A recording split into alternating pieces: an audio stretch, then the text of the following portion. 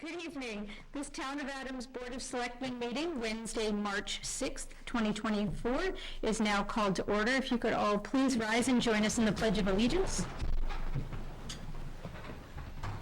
I pledge allegiance to the flag of the United States of America and to the republic for which it stands, one nation, under God, indivisible, with liberty and justice for all. Thank you very much. Please note that Board of Selectmen meetings are recorded and televised live on Northern Berkshire Community Television, channel 1303. We thank our partners at Community Television for that. If anyone else intends to record this meeting, please notify the chair before you start recording. Thank you. We'll move on to the approval of minutes.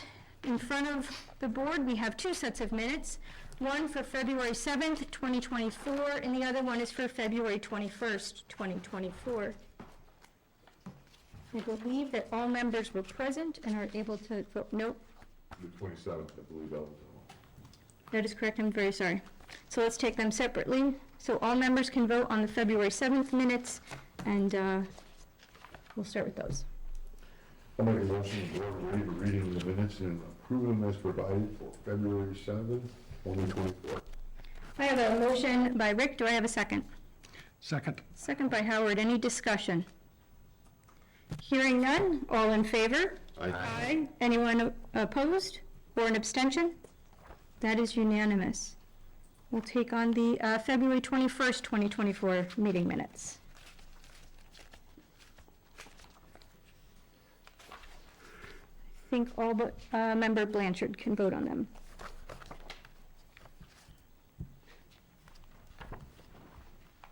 I'll make a motion to waive the reading of the minutes and accept them as presented for Wednesday, February 21st, 2024. I have a motion by Howard. Do I have a second? Second. Second by John. Any discussion? Hearing none. All in favor? Aye. Anyone opposed? No, I'm going to abstain because I didn't really have a chance to look at them. I Okay. apologize for that. That's okay, so two abstentions then. Okay. Thank you. All right. That brings us to public comment. Is there anyone here who wishes to speak to the board? Please state your name and your address. Sorry. You don't have to run.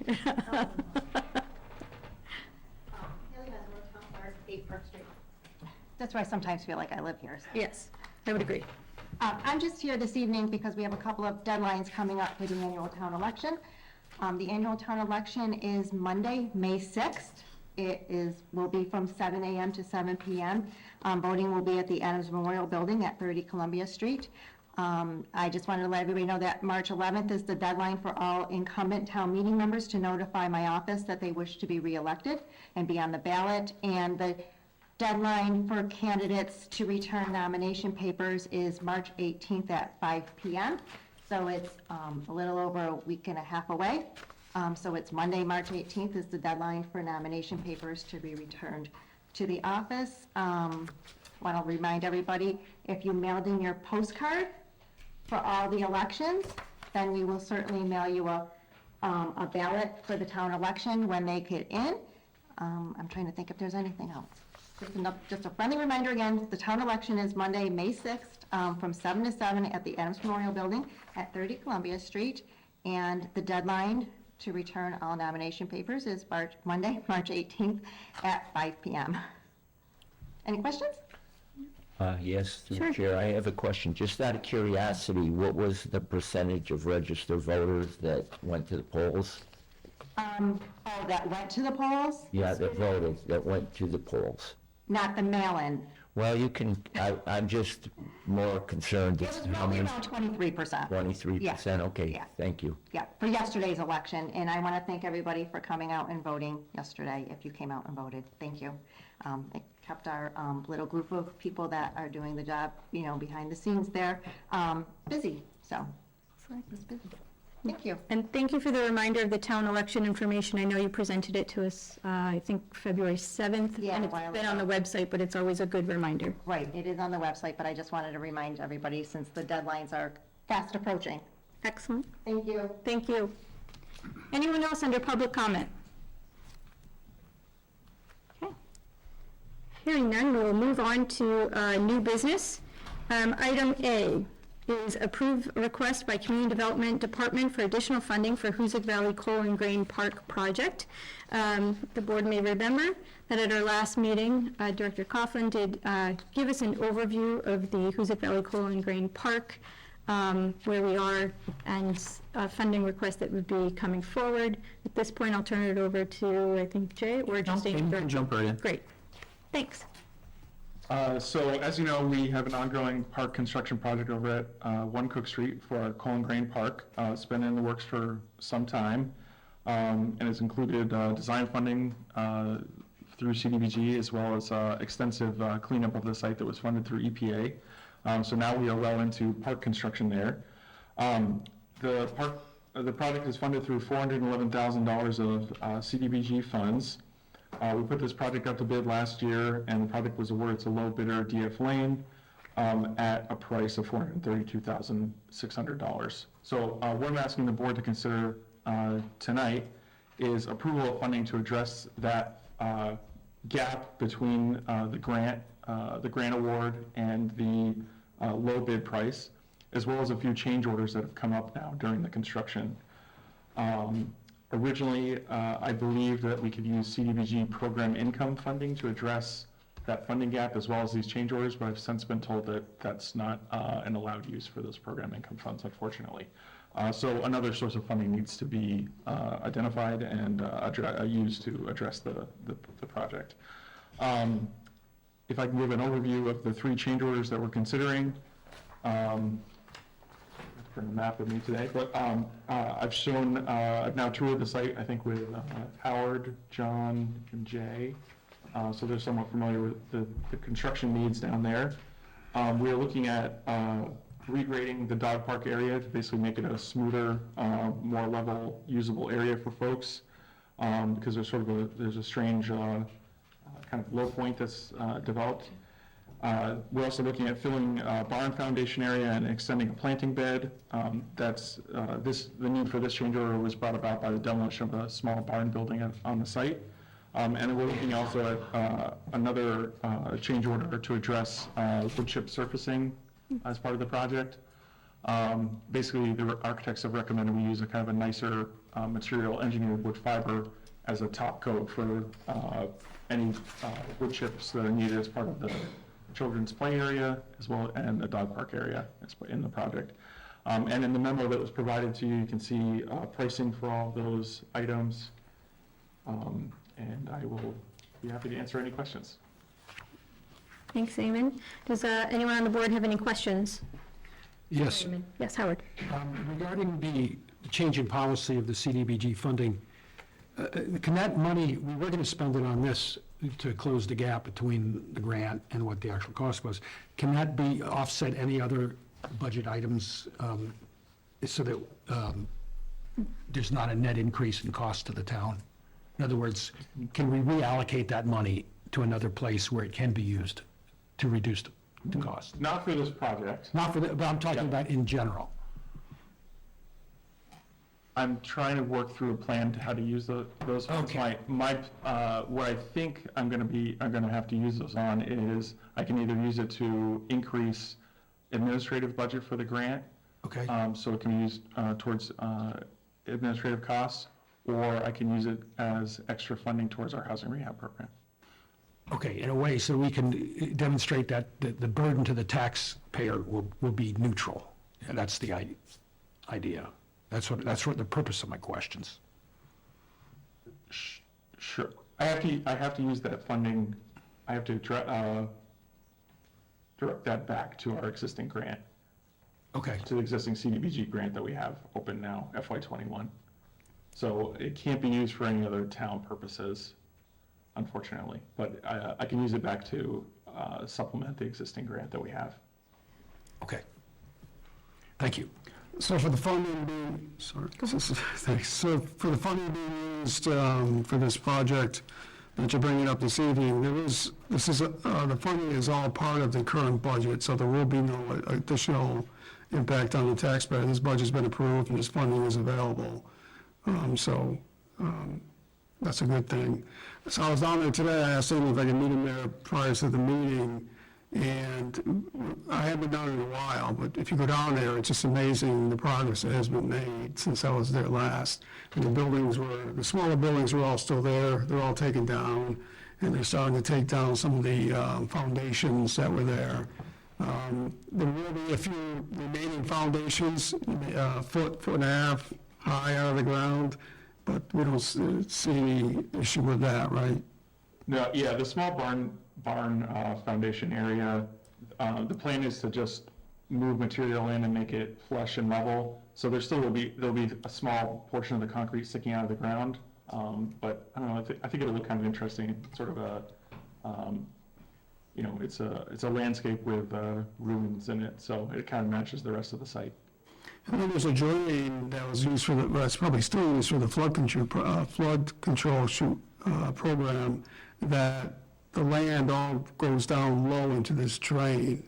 And then there's some steps, like a ladder, whatever we want to call it, going up to where, I don't know what it is. It's a gate valve. It's a gate valve, right? I'm not sure we just keep it open all the time and we don't adjust it, right? No. So those steps, we'll have to take care of those steps that go up to that, because that could be a hazard for kids. But, so another part of the project, as you state here, is that to level off some of that land, instead of having a part of the project all going down to this drain. So we want to raise it up, keep individuals away from that area that's low by the drain, which has concrete around it. Yeah, this regrading won't impact everything will still drain to that point. Right, still work as, designed 70 years ago, whatever it was. Exactly, yeah, we're just helping to eliminate that kind of dramatic low point. And, Right. Just so the dog park is a little flatter and nicer for folks to use. And the last point, and the best point to me, is that if these funds are approved this evening, that's going to bring you to completion, as far as you can see. Yeah, I don't anticipate any other change orders. Right. And talking to the contractor, they have told me that they don't anticipate any either, so. And we stated the last meeting or two that we want to start, we have several projects, and this one we want, this is one of them, and we want to see these to completion, get these taken care of, and this is one that is taking that route, and they have a planned completion date, June, July-ish, if everything goes well. Yeah, I'm hoping by the end of the fiscal year that we'll be wrapped up or nearly done. Right, so the community can begin to start using that park. And you also mentioned that there's a dog park area, there's also an area for picnic tables and a place you can have picnics and things like that. It's just gonna be a really great place to come off the trail, take a break, if you're on bikes or walking, whatever, and just have something to eat, and the kids can run around. And I think it's a great project. If you go look at it now, you can see it happening. So it's a big difference. You get excited when you start to see progress, and there's a lot of progress that has been made since I was there last. So I think it's a great job and a great project, Eamon. Thanks. Yep. Other questions for Eamon? Eric. I guess I missed the meeting, the funding was discussed. Where's the funding coming from? So it's a CDBG grant overall for it. If we didn't choose to use, if Eamon and his staff didn't choose to use those program incomes, we wouldn't have been able to award the project because of the funding gap. Because of course, like every other project we've had in the last couple of years, we've bid it out at a very expensive time to do it. So in this situation, we had two choices 2 weeks ago, and that is we could use the reserve fund, the $175,000 reserve fund for unforeseen circumstances. This project would fit. It's had similar uses before. The pros and cons of that are, one, if the board chose to use that, that would be less the $50,000 that could potentially go into the stabilization count at the end of the fiscal year, because pursuant to our fiscal policy, if that line item stays intact, it goes into stabilization. One of our goals has always been to protect that amount of money as much as possible. In studying the usage over the years, we found that the reserve fund was hit quite a bit for building and project-related expenses. So as you recall, over the last 2 years, we've put capital money in the budget, the capital portions of our budget, which come from our free cash, for these types of issues. So 2 years ago, we did 100,000, this year we did 160. It's gonna come from the balance of that 160 that sits in the capital account in the town administrator's budget. So that was allocated last year. We used, 2 weeks ago, the board voted to use $25,000 from that to do geotechnical testing up at the Glen in order to do the solar carports. And we've used it once beyond that for the wastewater treatment plant in order to do some work over there that was needed. So by using that fund, you can protect the reserve fund.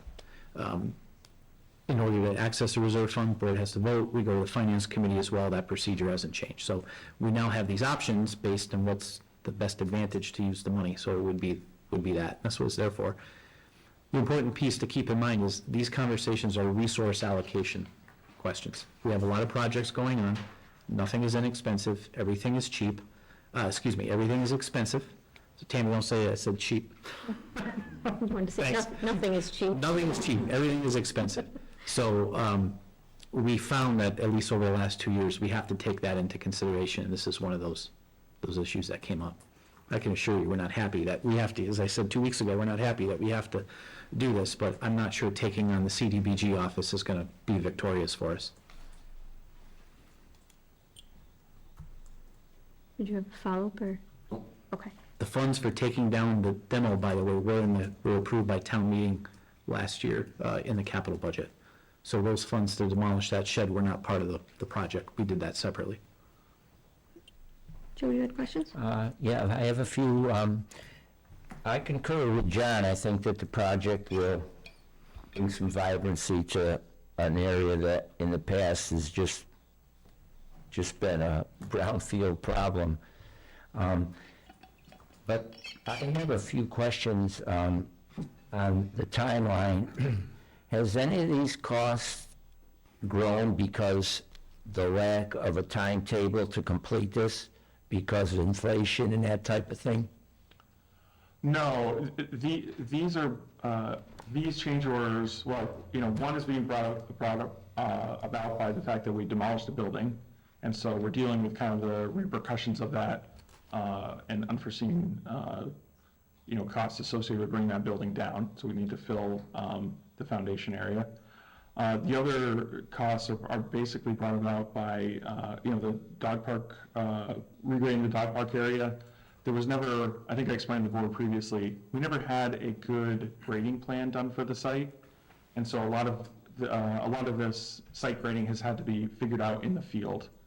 And so, now that they've regraded the site, we're noticing that there's this, big low point. And so we're trying to work to address that. And part of the reason we never did a grading plan is because we basically ran out of time once we got our CDBG grant.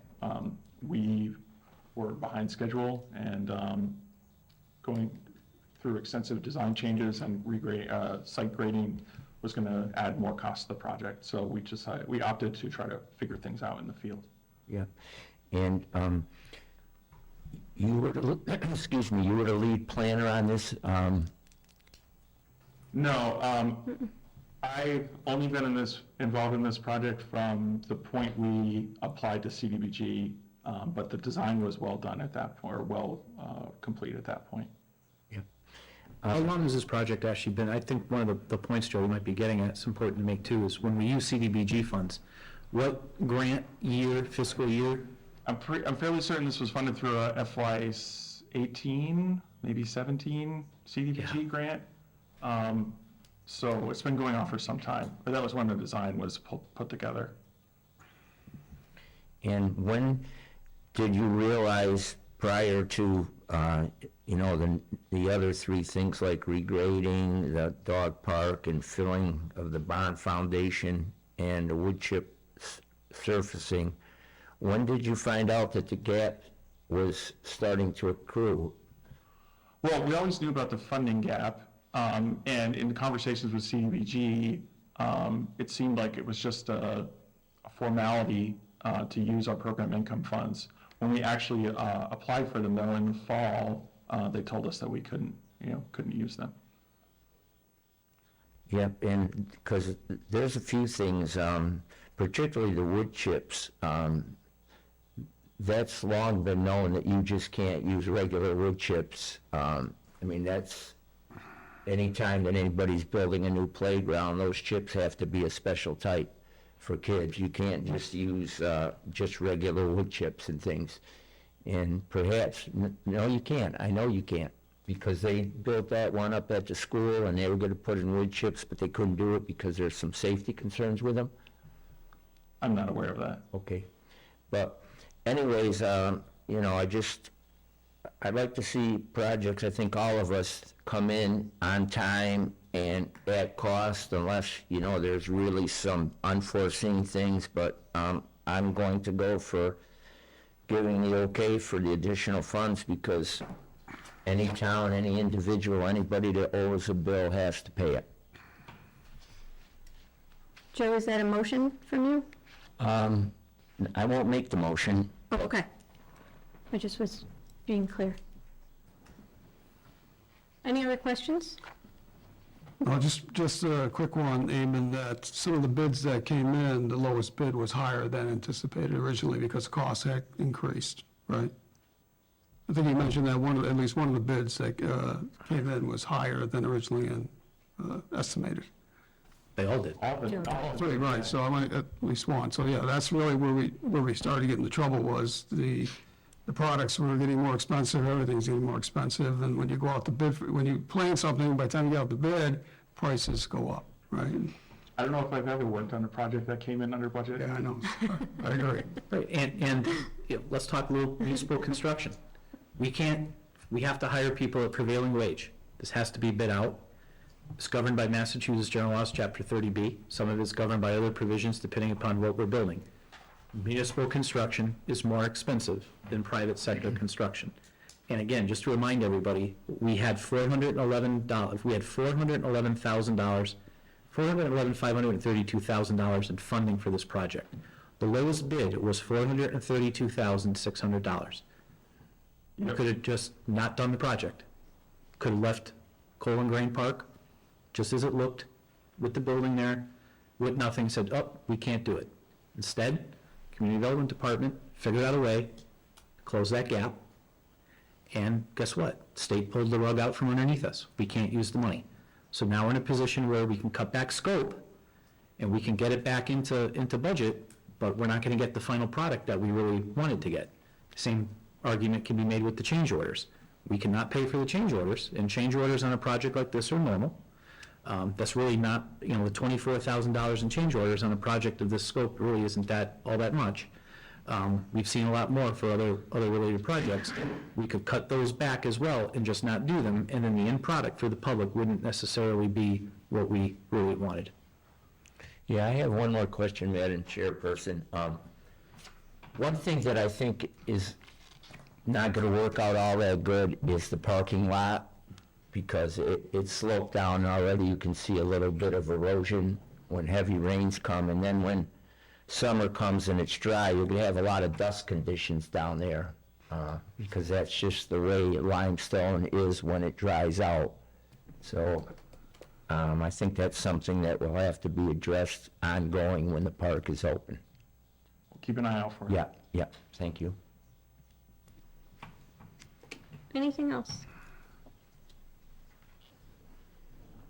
Madam Chair, I'll move to approve the request by the Community Development Department for additional funding for Hoosier Valley Coal and Grain Park Project, which the total is $50,000. Yes.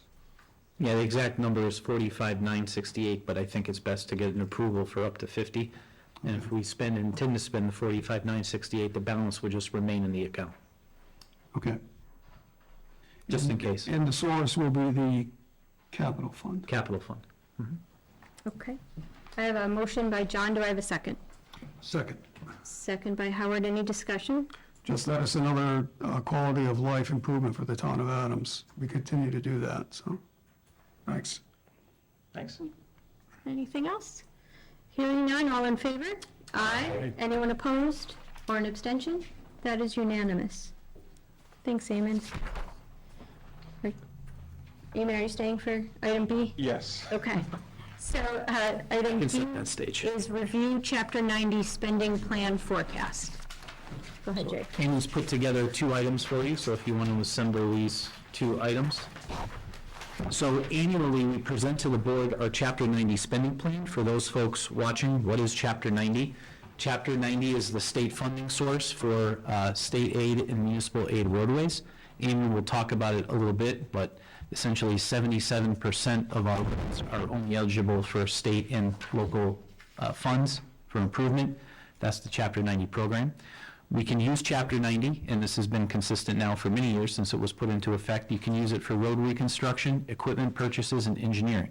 Town of Adams has used this Chapter 90 program for a variety of those projects over the years, but periodically, at least once a year, we like to look at what our forecast is for the next several years.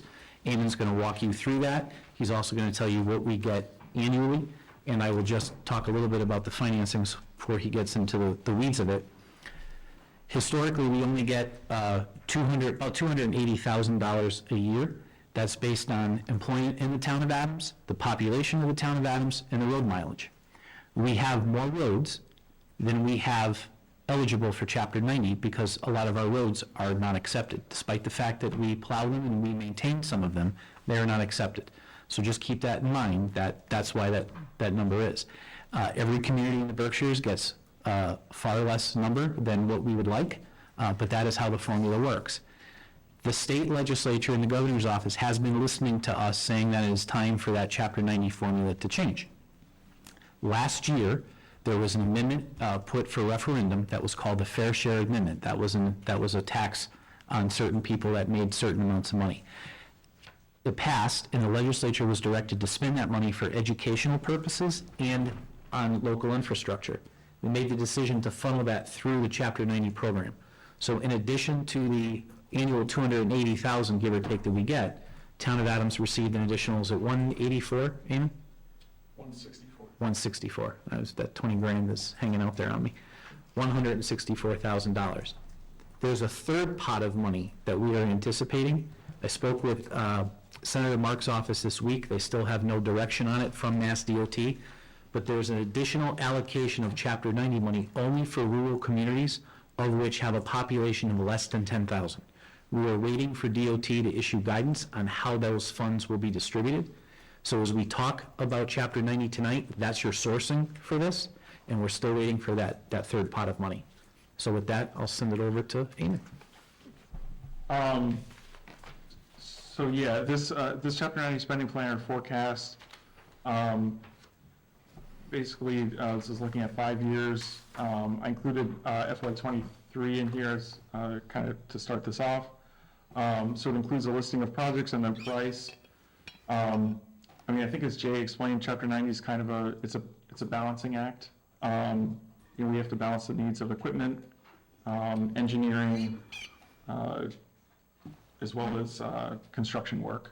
As we discussed with the Cook Street Park project, the price to construct things at this point in time is extremely high. Over the next year, we have a couple different repaving and sidewalk projects that will be getting underway, which will use up a lot of our Chapter 90 dollars. We have our Park Street project, which we'll be putting out to bid later this month, and which I'll be talking about later in this meeting. We anticipate we'll have to use about $300K worth of Chapter 90 to complete that project. So that's over 1 year of funding, just for 1,500 feet of repaving work. And then again, we also have this other CDBG funded road project, which is looking at Cook, Albert, and Pleasant Street. I assume we might have some overruns there. We might need to use some Chapter 90 to address that project.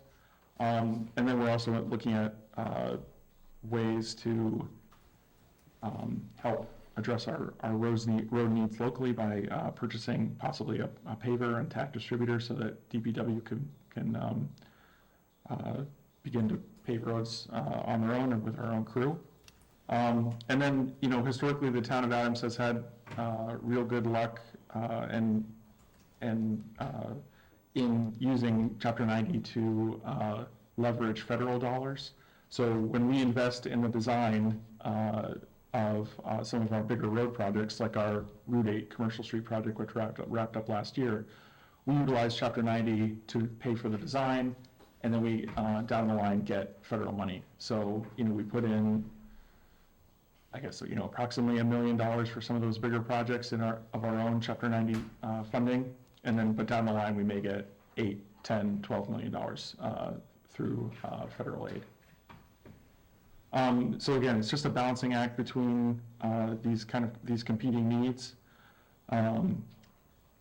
For FY24, like I said, we're anticipating these bigger construction projects, which are going to use a lot of the Chapter 90 dollars.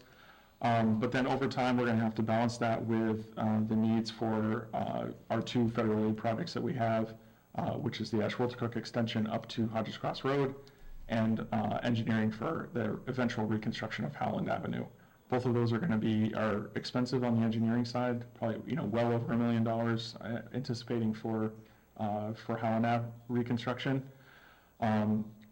We are fortunate enough to right now have an earmark for design for the bike path, Ashworth Cook Trail up to Hodges Cross, but we do need to eventually match that with Chapter 90 dollars. So probably in a year or two, we'll start to have to invest more in that with Chapter 90. So it's tough, we have some expensive needs in terms of construction, and engineering is also costly as well. So we have to do our best to try to balance these things. And we're doing our best also lately to assess how much engineering we need for some of these projects. We'll talk a little bit about that when we get to the West Road, but there's certain things that we're doing that have to be engineered. And unfortunately, that's just expensive. I would also note on here too, our pavement preservation program is paved, yeah, that's right, it's paved. Paid for out of Chapter 90 funds. At the bottom of every year, you'll see that that's budgeted for $50,000 worth of crack sealing. That's been the most effective way to preserve pavement that we do here. We'd love that number to be more, but again, if you increase that number, you decrease the ones above it, and those are also equally important. Howland Avenue re-engineering, Howland Avenue engineering, the rail trail extension, the Volvo excavator that we bought in fiscal 22 or 23. You can see that that's a $33,000 annual payment, but that's the result of not taking a hit of the $180,000, $190,000 that we would have taken right out of the gate. So again, resource management. This is the money that we get for our roads. We don't have room in our budget to do that, so this is the program that we use for roads. And you can see we have three again, internally competing chases for this money: road work, engineering, and equipment. In equipment, we try our best not to use it, but as we'll talk a little later today, sometimes we have to as well. And if that number went up, we'd be able to do more, et cetera. And it's also, keep in mind too, as Eamon said, one of our frustrating aspects of it, I know it frustrates everybody in every municipality, but the cost of doing road work is very expensive. You cannot do a lot with a little money. You have to have a lot of money to do a significant amount. We already bid this Park Street project out, and the bids came back, and we didn't have the money to do it. We would have wiped out all of our Chapter 90 money, and all of those other projects would have stopped. So we had to go back to the drawing board and change the scope and the design of that in order to do something that we can afford. It's a challenge. And there are not a lot of other grant funds out there to access to do road work. You'll hear about one tonight that's also on the agenda. That's about it, right, Eamon? There's not, as you can see, we're using CDBG funds to do those streets. Remind everybody, Cook, Albert, Pleasant Street, we're using CDBG funds for that. Park Street, we're using a combination of Safe Streets, Eamon?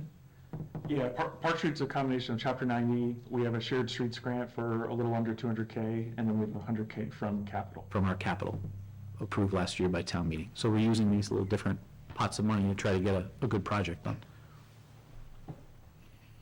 Thank you, Eamon.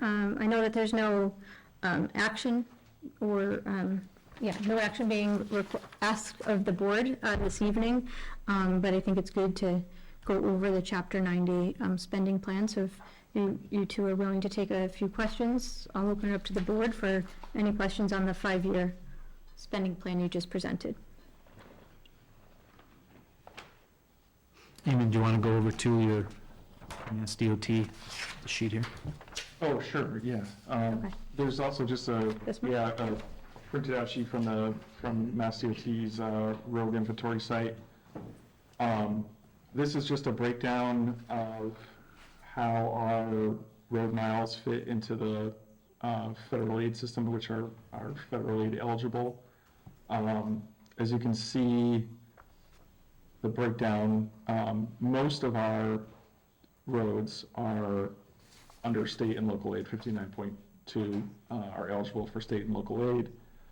And so those are roads that we can't apply federal funds toward. As far as I know, basically we can use federal funding for Route 8, West Road, and East Road.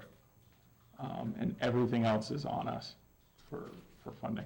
However, there's a caveat to that. We're going to talk about that when we get to the West Road agenda item. If you look at Commercial Street as a good example, and there's a few others around, when you access the STB, or the Surface Transportation Fund, in Naaman's background was transportation planning in his previous employer, and he'll tell you this, you don't have a lot of design control over how you want the roadway. In theory, we cannot access federal funds for East Road or West Road and just put down a slab of asphalt. We have to reconstruct it to federal road standards, which now consist of curbs, multi-use paths, sidewalks. We'd be asked to put in sidewalk, be asked to put in bike lanes on both sides of the road, which, I mean, are very nice features to have, but they would dramatically widen the road. They would Require property takings, permanent property takings, both on East and West Road. and vastly increase cost. I mean, obviously, if we try to pursue federal funds, federal dollars would go towards the project, but they don't go as far when you use federal. It doesn't go as far when you use federal money. So it's also unlikely to get the entire section of road rebuilt. It might take two or three successful projects to complete, just given the length of road.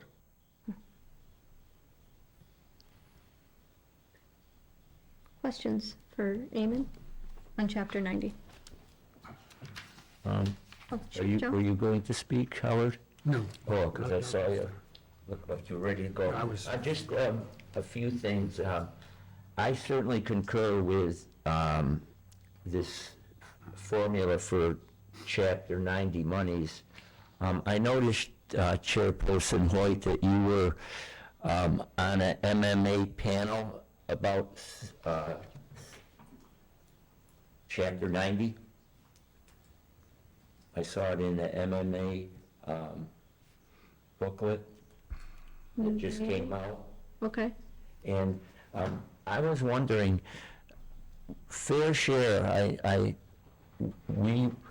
Jay, I remember you speaking of it. You thought it was the number of miles of roads. Is that the case for fair share, how the formula goes? Yeah, so the fair share was broken up into two different pots. So that 164 came to us, one based on that original Chapter 90 formula, which has those three components: road mileage, population, employment in town. The other pot of money came to us dropping out, I want to say, employment and population and only road mileage. So what does Adams in, when you use the master formula, the trifecta formula, is the fact that we have decent road mileage, but our population is hovering around 8,000, which for Berkshire County is good. We're the third largest community, but we're pretty much a bedroom community. Our employment's only about, according to the Mass DOT, only about 1,500 people work in town. So if you were to look at, and it's all public information, if you go on the Mass DOT website, you can see that and break it down. And it's interesting to actually see communities, to your point, Joe, when you asked me that question a couple meetings ago, it's interesting to see communities that you wouldn't necessarily think, but they actually get a little bit more money because it's how that algorithm works out. It's almost as bad as school funding, where it's a mystery. Yeah, another thing too is, I think that the legislature should look at types of state funding for engineering for communities that are doing work and they don't have the ability to pay, you know, go on some type of a basis like they do other things for, you know, other type of grants because of, you know, the population, your income, and that type of thing, and should get together and try to get some state engineers that, you know, will come in and help defray the cost. I know there was not too long ago, a lot of the rural communities, and I guess all the communities, were really concerned about before they can get a project going, particularly bridges and culverts, you know, they're out of money already. And I don't know if it ever came to fruition, but there was going to be kind of a master plan of what a bridge should look when it's going over a certain span, so that they could just take that blueprint and submit that without getting... Reinventing the wheel. Yes. Yeah, standardized design. Right, and So that that- culverts yeah. also. Right, yep, and it hasn't moved forward. I've now participated in a variety of different workshops with state officials. In fact, one of them was with the lieutenant governor, sitting at my table. And a lot of our communities to the south, smaller ones, think Sheffield, New Marlboro, Deep South County, where there's really small, but you have a lot of those structures in there. Just as you said, Joe, that's the issue. And those issues are brought up year over year, and they're not acted on. This is the first, not to beat up on the legislature or MassDOT, you know, this is the first year, frankly, that we've seen at least some movement with Chapter 90, and we're grateful for it, and we hope that those issues continue to stay in the conversation. And, you know, Senator Mark is going to bring a bunch of state leaders to the county sometime, I think in April, and or late March, one or the other, I think early April, and we'll make sure that we reiterate that. But definitely in the culverts and the bridges. And I'll just add this, we're very lucky because Quality Street Bridge, although kind of hidden, that's going to be rebuilt by the state. And I'm pleased to say that they are pursuing Cook Street Bridge for us. Can't make any promises or guarantees, but we had our first telephone call this week. The engineers have been out. So we are grateful for what we're able to get. Howland Avenue was paved thanks to Mass DOT and a certain program, and of course our legislative delegation, which helped push that.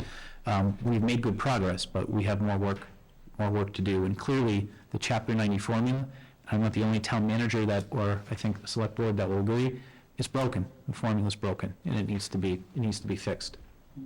Yeah, and just a few other things, and because since we're just hashing things out here, I looked at the years of our Chapter 90 money, and in 2015, and I was on the board, I can't remember, we got $437,000. Do you remember, John or Rick? Because that was a breakdown of all of them. In 2015, we were awarded $437,729. I don't... Yeah, that year, they, I think statewide, there was an extra 100. Right, it must have been something to do with the budget, something, right? Yeah, so annually, Mass Municipal Association asks for, and is endorsed by all the communities, to fund statewide Chapter 90 at $300 million. Right.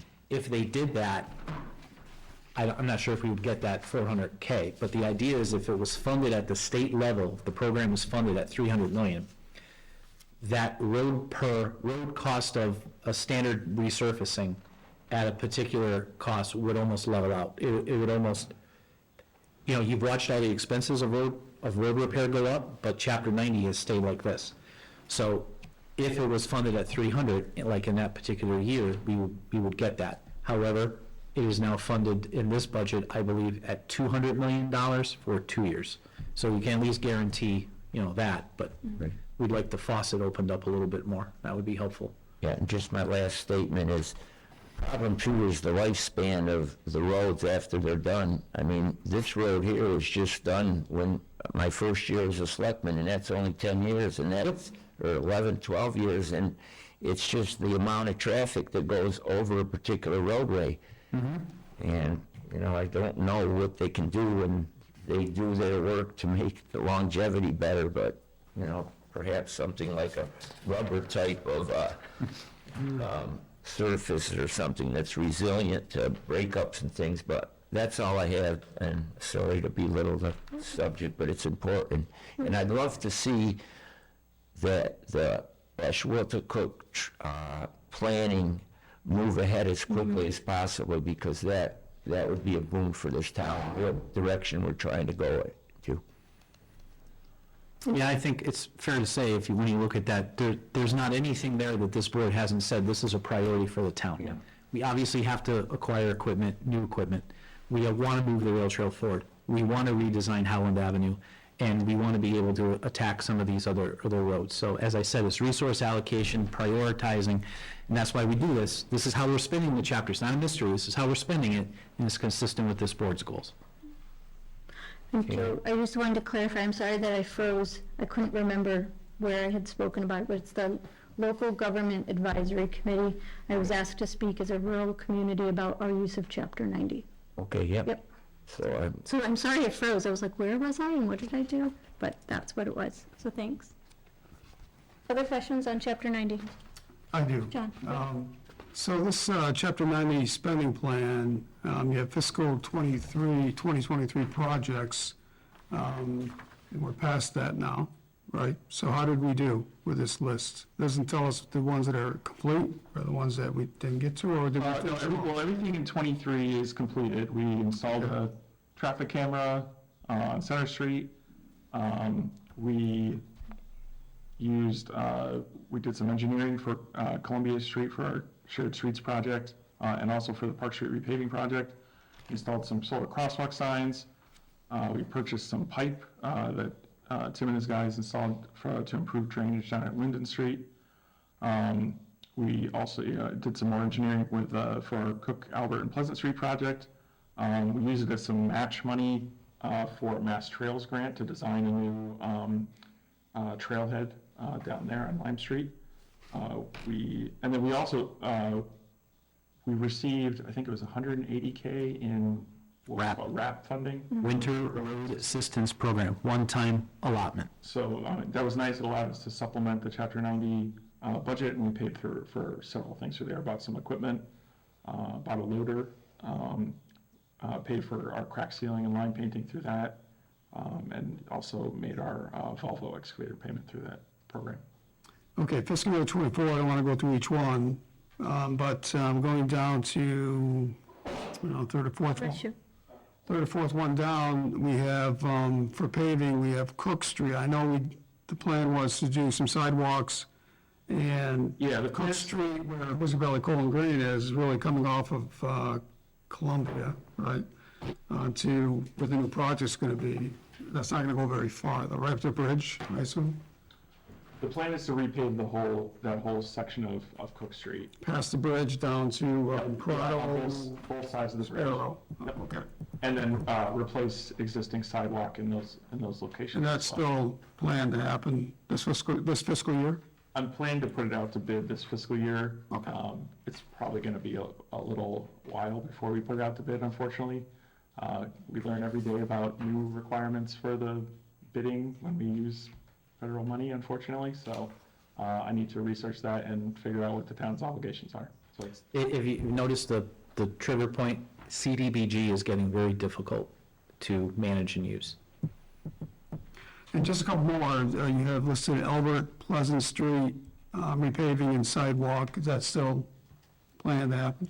yeah, that's all part of, Cook, Albert, Pleasant is all part of that CDBG. It's all still part of the Yeah, plan? so we received about $800,000 in funds for that project.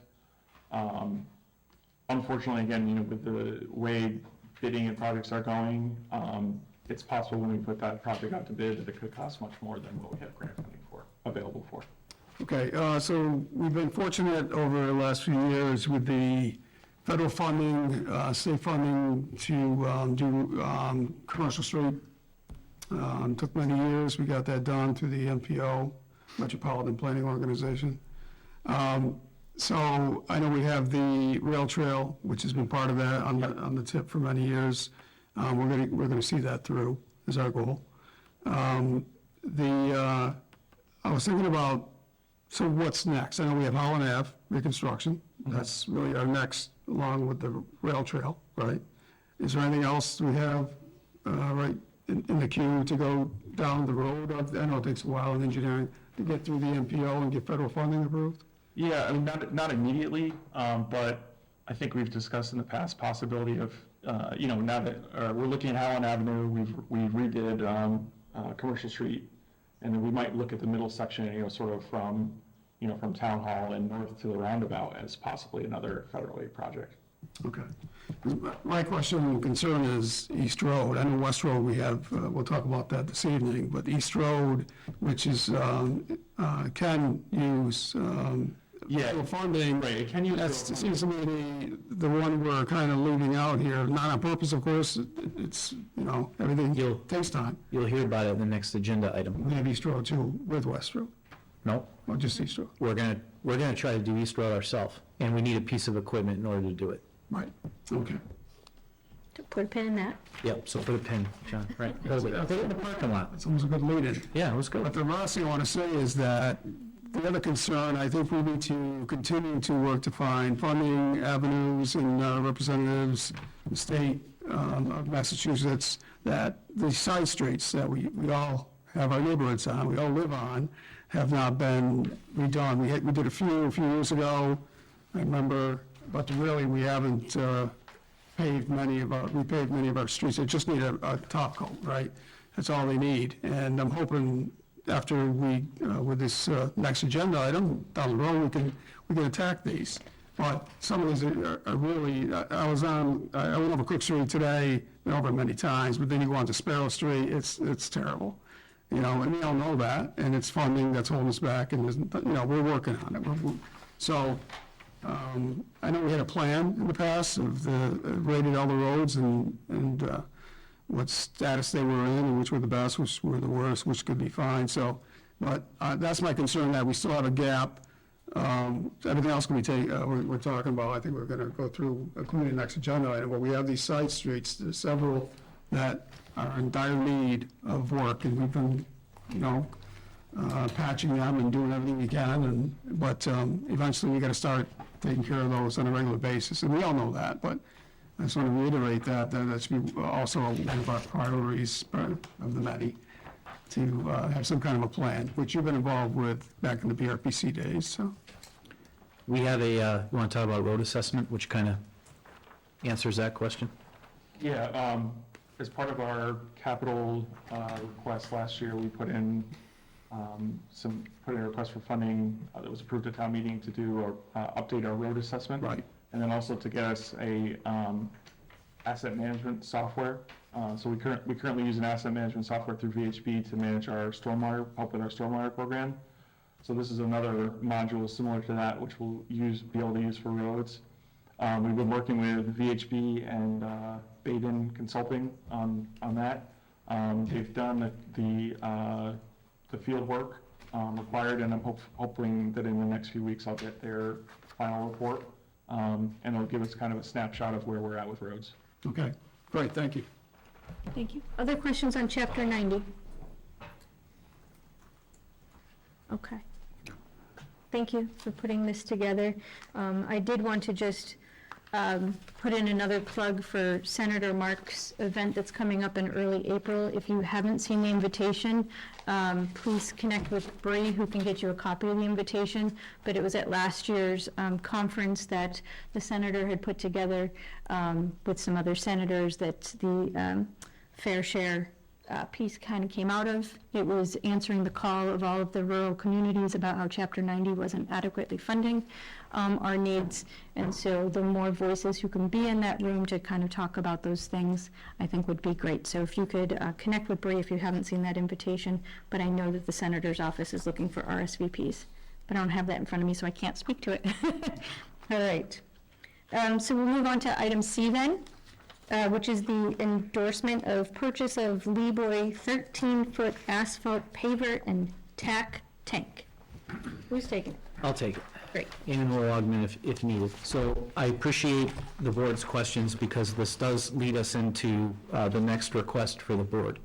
As I said, Chapter 90 allows us to purchase equipment. We have the opportunity this year with that additional $164,000 worth of funding for Chapter 90. We could just leave it sitting alone and continue to bring it down for engineering and for some other costs. when we had internal conversations, myself, Tim Coda, Eamon, we were trying to figure out what can we do to get the biggest bang for the buck. We've already discussed the high cost of putting asphalt down and road reconstruction. At the end of the day, the $164,000 is not going to get us very far. And to the point about getting into the residential streets, how we can do West Road and East Road if we don't want to access the STP, that takes several years, it takes a lot of engineering money. All we're concerned about is roadway surface for safety and ride quality. That's what we're concerned about. How can we do that? We do not have the tools in order to pave a road. We have a lot of good tools that the town has purchased over the years, a hot box, the mixer.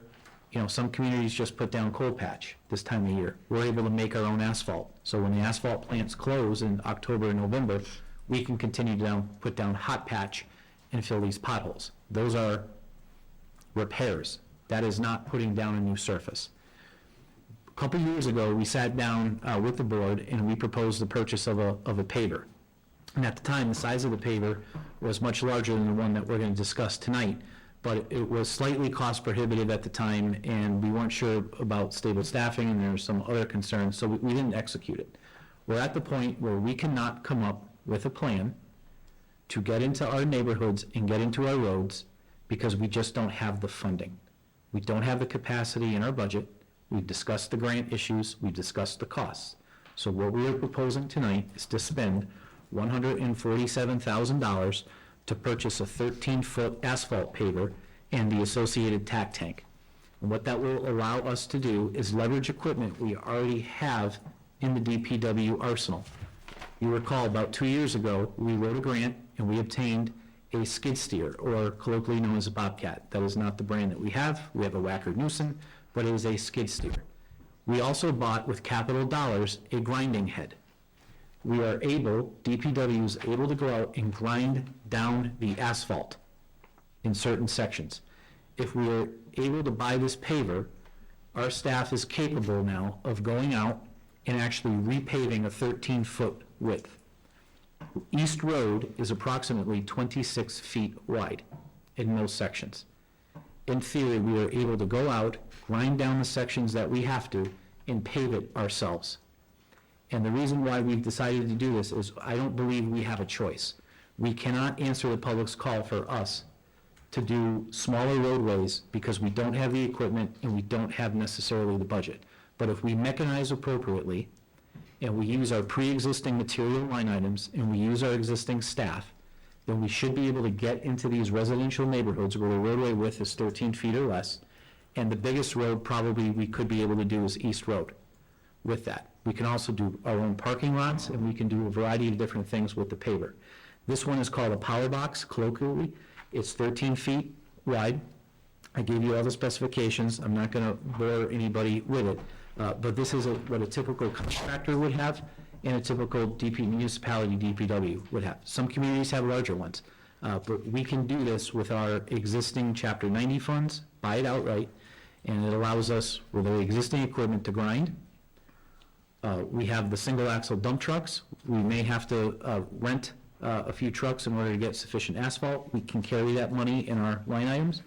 And last year was the first year, I believe, Crystal, we bumped up our materials, our asphalt line item tremendously up to $75,000. So we now carry $75,000 in asphalt material. That would be sufficient to feed this machine and to do the section of roads that we want. But we need the machine in order to do that and get out there and be able to do that. DPW, our workforce, they want to do it. They use the same roads as anybody else, but we can't come up with another way to be able to take care of our roads if we continually wait for a helping hand from the state or from another unknown entity. We need to do this ourselves, and this is the best way to do it. This would give us that equipment to do it. We did look at financing this, spreading out over a period of time. We did the cost-benefit analysis on it. The financing rates are not really favorable right now, and it would cost us probably another $20,000 in order to finance it. We have the money. It's less than that 164, and that's what we're asking for you folks to endorse tonight in order to execute those goals that we just talked about. Eamon and I can answer any questions that you may have about it. questions. So, yeah, so I'll open up to questions. Rick, go ahead.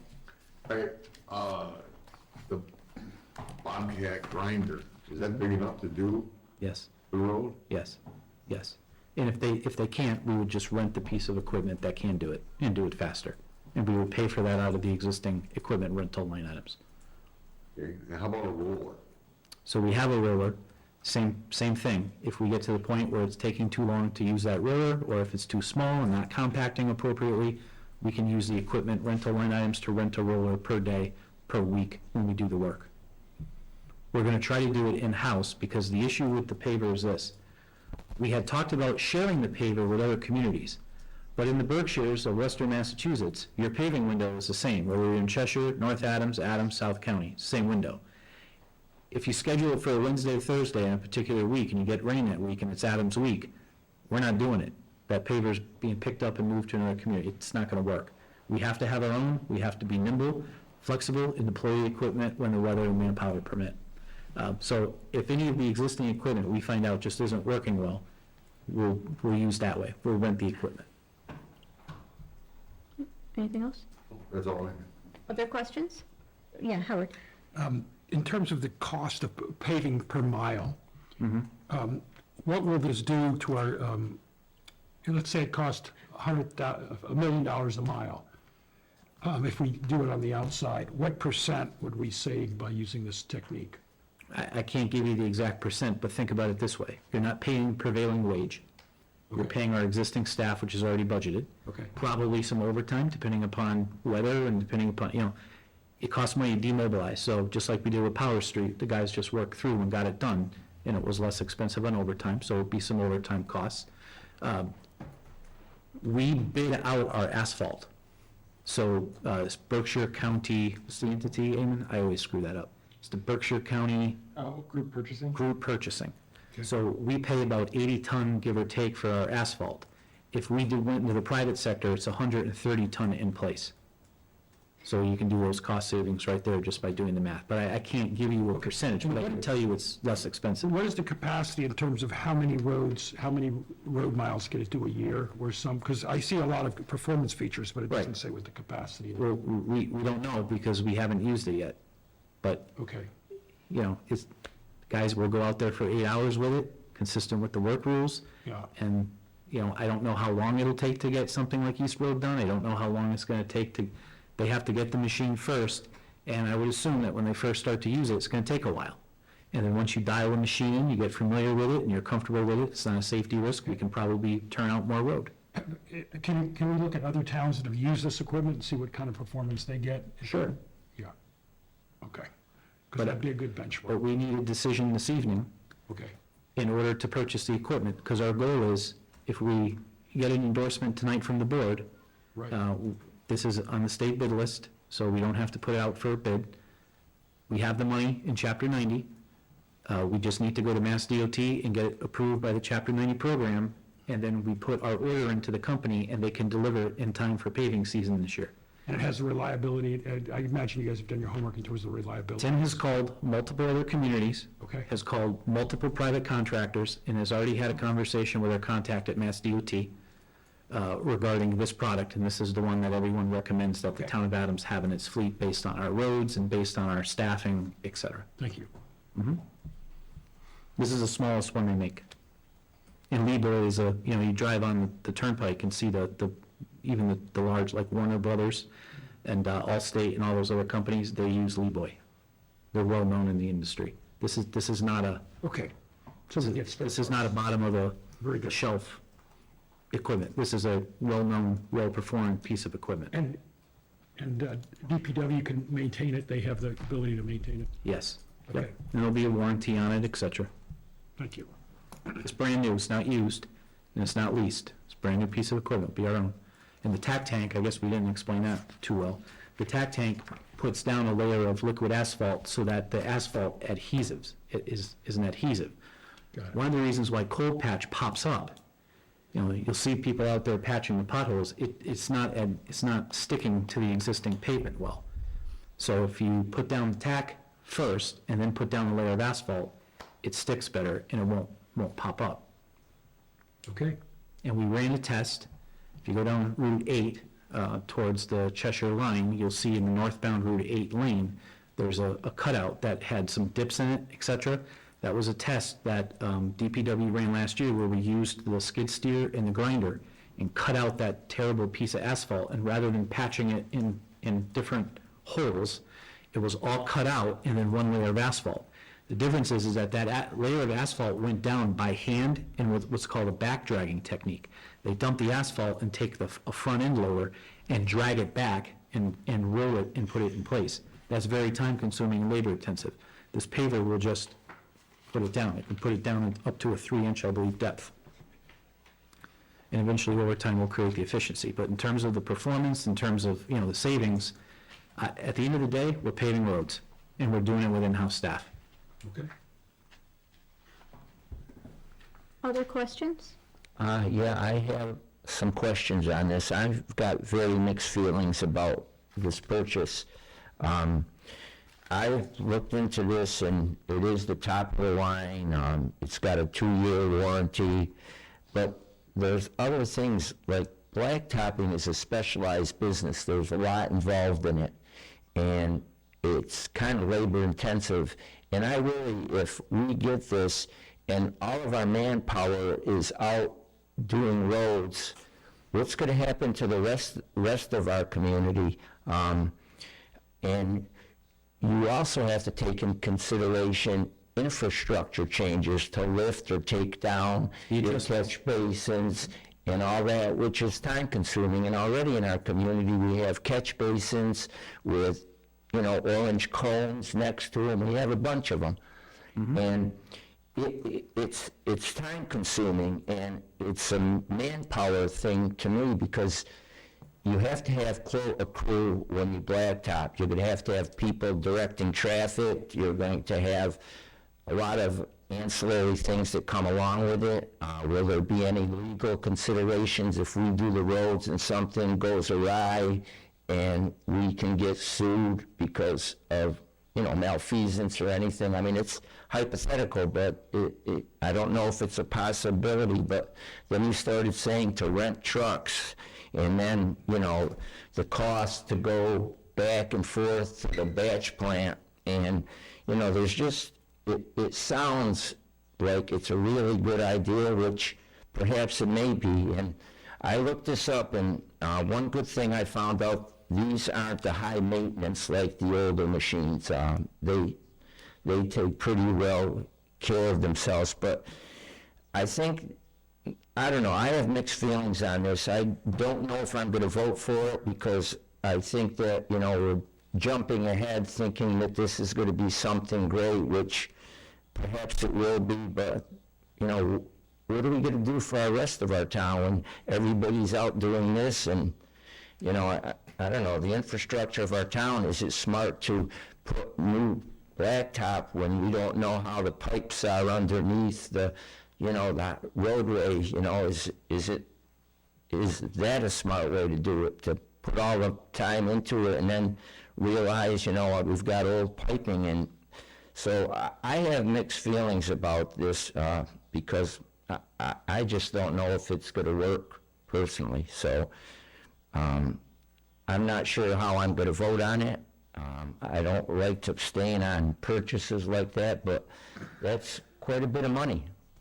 And it's speculative if it's going to work good. I mean, Rick brought up some good points. You got to maybe rent a big roller.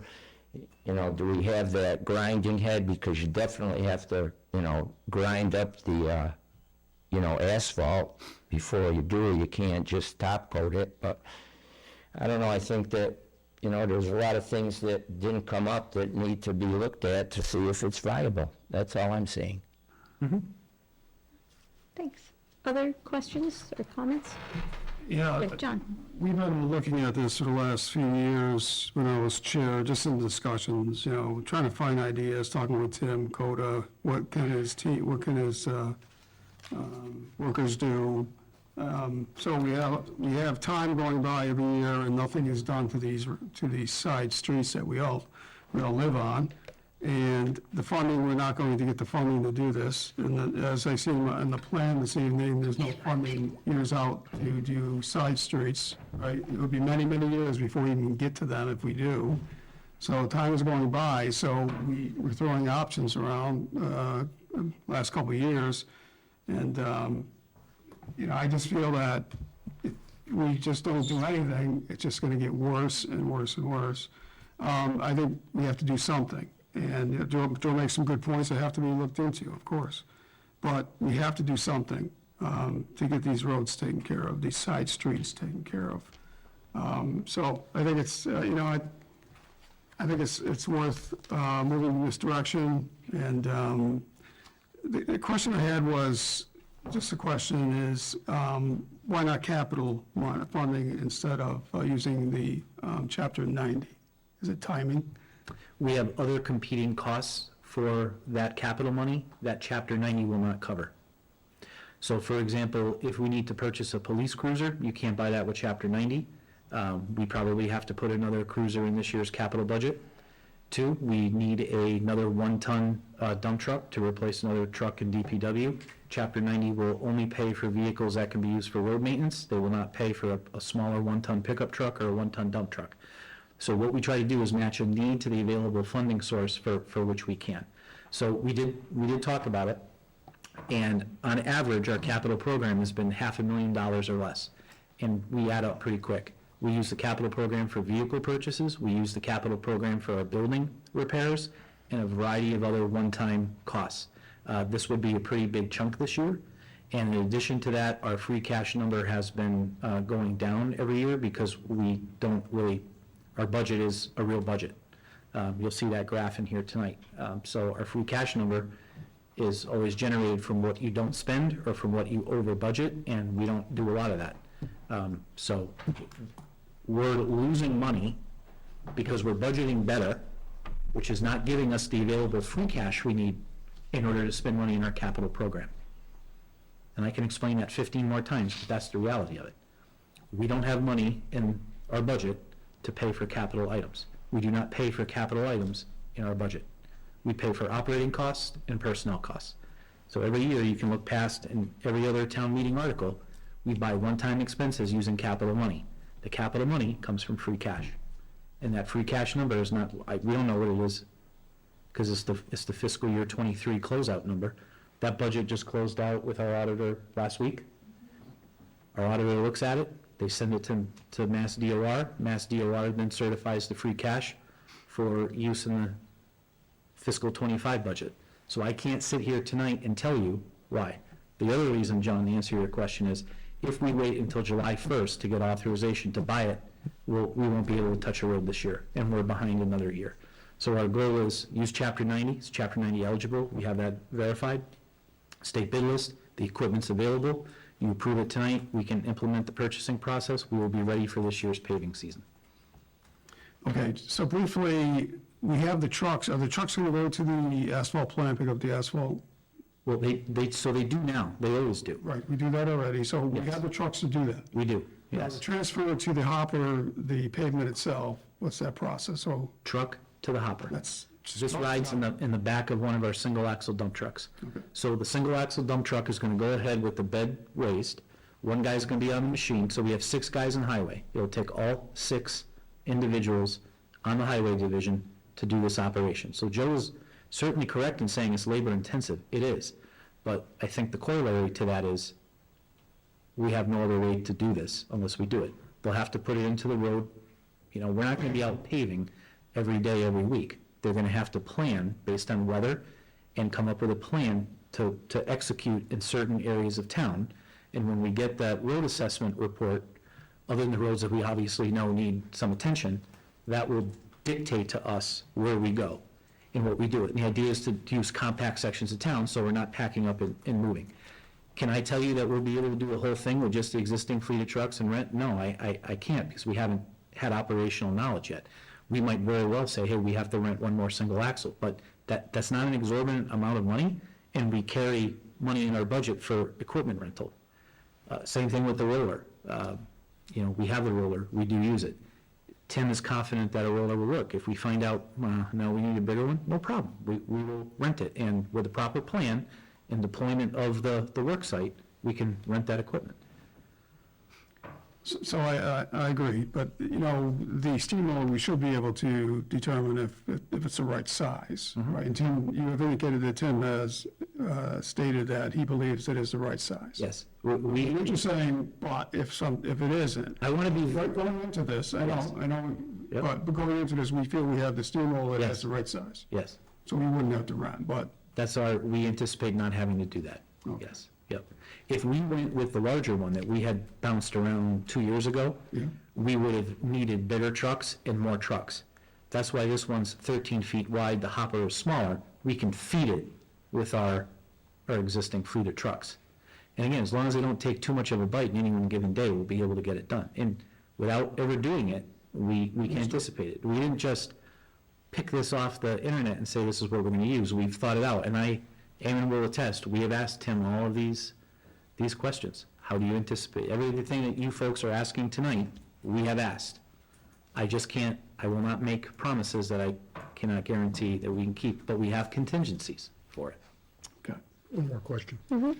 Following up Joe's point about the labor intensiveness, when we repave, let's say, West Road and we grind down, does that mean we'll have less labor costs going down the road of filling potholes? Our pothole labor should drop. So we're never going to touch probably West Road, Okay. okay? I think that Okay, another in road. any given road, yes. Yes, Because right now, all we're capable of doing is filling a hole right, with hot asphalt, right, compacting it, rolling it, exactly. and that's it. And the next winter, Do the same. water gets in, it freezes, thaws, it pops out, and now you got another hole. So we're going to reduce labor demand going forward. And material costs. And material cost. Okay. Yes. All right, thank you. And this machine will mostly live in the exact areas where we haven't been able to put attention to, and that is our residential streets. They're less than 13 feet wide. Yeah. They generally just need a surface coat. Joe's correct in saying, yes, there's infrastructure underneath, but for Commercial Street, all of that work was done up front. That work took design work, coordination with the water district. It took years to do all of that first before even the surface was done. So although we put a moratorium on a road surface, for example, there was an individual on Howland Avenue. A contractor opened that road without a town permit. That individual was fined. They had to reopen that patch, go back down, and under the supervision of DPW and the Adams Police Department, had to refill that hole to the DPW standards. And we know that there's other contractors around this community that cut our pavement without permit, and sometimes we get them and sometimes we don't. But sometimes these problems in the pavement are actually caused by private contractors. And the gas company doing, the job that they're doing, I don't need to tell anybody in Summer Street, what happened with that. So the goal is get into these neighborhoods that normally wouldn't get the attention with the right piece of equipment and be able to put down a layer of asphalt. And if we have to open up the roadway in order to access the infrastructure underneath it, we're only cutting an inch, 2 inches worth of our own blacktop put down with our own folks. So the cost impact to that is not going to be minimal. And then our folks will patch that themselves and roll it themselves with the proper lift that it requires, so we don't get the washboard effect. One of the worst roads in another community I ever drive down, you can see all the lateral cuts where they redid all the sewer lines going from all the individual homes. But when the contractor or whomever did that work, they never filled in the lateral cut enough, so now you have a gap and you get the washboard effect. Don't try singing in your car going over that, because it doesn't sound good. That's what happened to Commercial Street years ago too, and that's what we want to avoid. But it is a reality, it is a risk. But if we wait to repair every sewer pipe, every storm drain, every gas valve, and every water valve that's underneath the roads, we'll never get anything done. But it is a legitimate So I think it's fair to say that we're getting the DPW the tools they need to do the job that needs to be done. Yes, and then the one thing that we didn't mention yet, but again, to Joe's point about labor, is that in this year's budget, at the request of the board, we have, and from public input that we've gotten, there is a proposal in this year's budget to increase labor by one person in DPW. Now, it's not a lot, but it's one. It's one individual, and we're taking on more infrastructure. Who's at Valley Pool and Grain? You've got Bow Field, which we're not sure what's going to happen with, the Glen, We have a lot of infrastructure and a lot of work, and the labor force in DPW has not increased. We've been very lucky with grant funds. Donna's done a great job of reimagining the town. Eamon and his staff are continuing to do that. But when you build that, maintain it. So we're doing what we can. Yeah, just two quick questions, and that will be it for me. Is our roller, is that a vibrating roller? I believe it is. Because it needs to be. It is a Bomag. I believe it's a vibrator. And we just replaced, last year or the year before, the prime mover on it. So it has a new prime mover in it. Okay, and let's see, I had something else and it slipped my mind. That's all I have. Thanks. I'll just make a comment. I'm encouraged by, what I've heard in the last couple of agenda items with regard to roads and addressing the roads. I know that this is something probably all of us here, every time we go into the grocery store or anywhere in town, we hear about the roads. I know our staff hear about the roads. So, hearing about the road assessment that is, going to be done, hearing about, here we have Chapter 90 money that we weren't expecting, an additional $164,000, and using all but like 18,000 of that on a piece of equipment that the crew can go out and hopefully address some of these roads in a better way than we have been able to in recent years, is encouraging. So I appreciate all that everyone has done to bring all of this information to us, and I am also happy to hear that this is on the state bid list and this is something that we can get in place for the spring and start working on some of these roads now and not have to wait another fiscal cycle, grant cycle, gift from the state to try to address some of these things. So thank you for all of the work that's been done to this point. And it did come into my mind, it popped right in. Are there any other communities in Berkshire County that do this? There are, yeah. Which ones are they? I believe Lennox has one. And that's it probably, right? I think Pittsfield has one as well. Pittsfield, right, I mean, they're a big community, and Lennox got a lot more money than we do, I think, so, okay, that's all I have. So back in the day, we used to pay for our own roads? Years ago, we did. Every community did one. There were antiquated machines, but then the environment changed where it was more cost effective to have a private contractor come in. They owned the equipment, they had the liability of the equipment, but then all the bidding rules changed. And then the prevailing wage came into play. And if you use federal funds, you have to pay Bacon Davis and then the engineering requirements. So now it isn't necessarily cost effective. So what we're seeing is when we converse with our communities, they're looking at ways of doing this in-house again. So the pendulum is shifting. And the action that was being requested of the board was to endorse this purchase using the Fair Share Chapter 90 allotment. Mm-hmm. And the final dollar amount, so everybody, the breakdown is, for the paver itself, it's $116,751.50. And then for the tack distributor, the tack trailer, it's $29,996.10 for a total price of $146,747.60. Well, this is a promise. This is my last question. It just came in. Where are we going to store this? We always put the hot box. It stays out all year. Yeah. Yeah, so where are we going to put these high-quality products? So it'll probably live in the Red Barn up by the transfer station. It could live in there. It could also live under the pavilion that was built last year on DPW property. We repurposed the pavilion that was at 20 East Street. That was removed by town staff. We moved it, had some pro bono transportation given to us by a few local companies, and we put that pavilion up behind the house that the town owns next to DPW. I know you could live in there. Could live in a variety of different spots. That's it.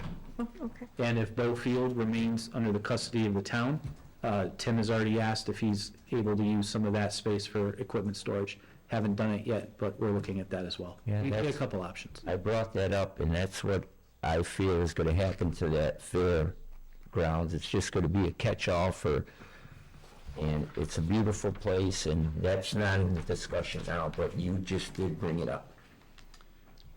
So what's the difference between endorsement or approving? You can approve it or endorse it. Okay, so We have the ability, staff has the ability to spend Chapter 90 money consistent with the goals.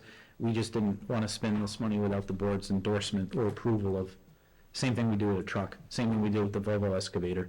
You know, it's consistent with the Chapter 90 program, but it's just something that we're not going to buy this piece of equipment without the board obviously saying that they support it. So however you like to word your motion, I know the DPW, myself, and Eamon, and the rest of the staff will be grateful for it. So Madam Chair, I'll make a motion to endorse and to approve the purchase of the Leroy 13-foot asphalt paver and tack tank with all of the prices and equipment that has been identified through this discussion on this agenda item. I have a motion by John. Do I have a second? I'll second. Second by Rick. Any further discussion? Hearing none, all in favor? Aye. Anyone opposed?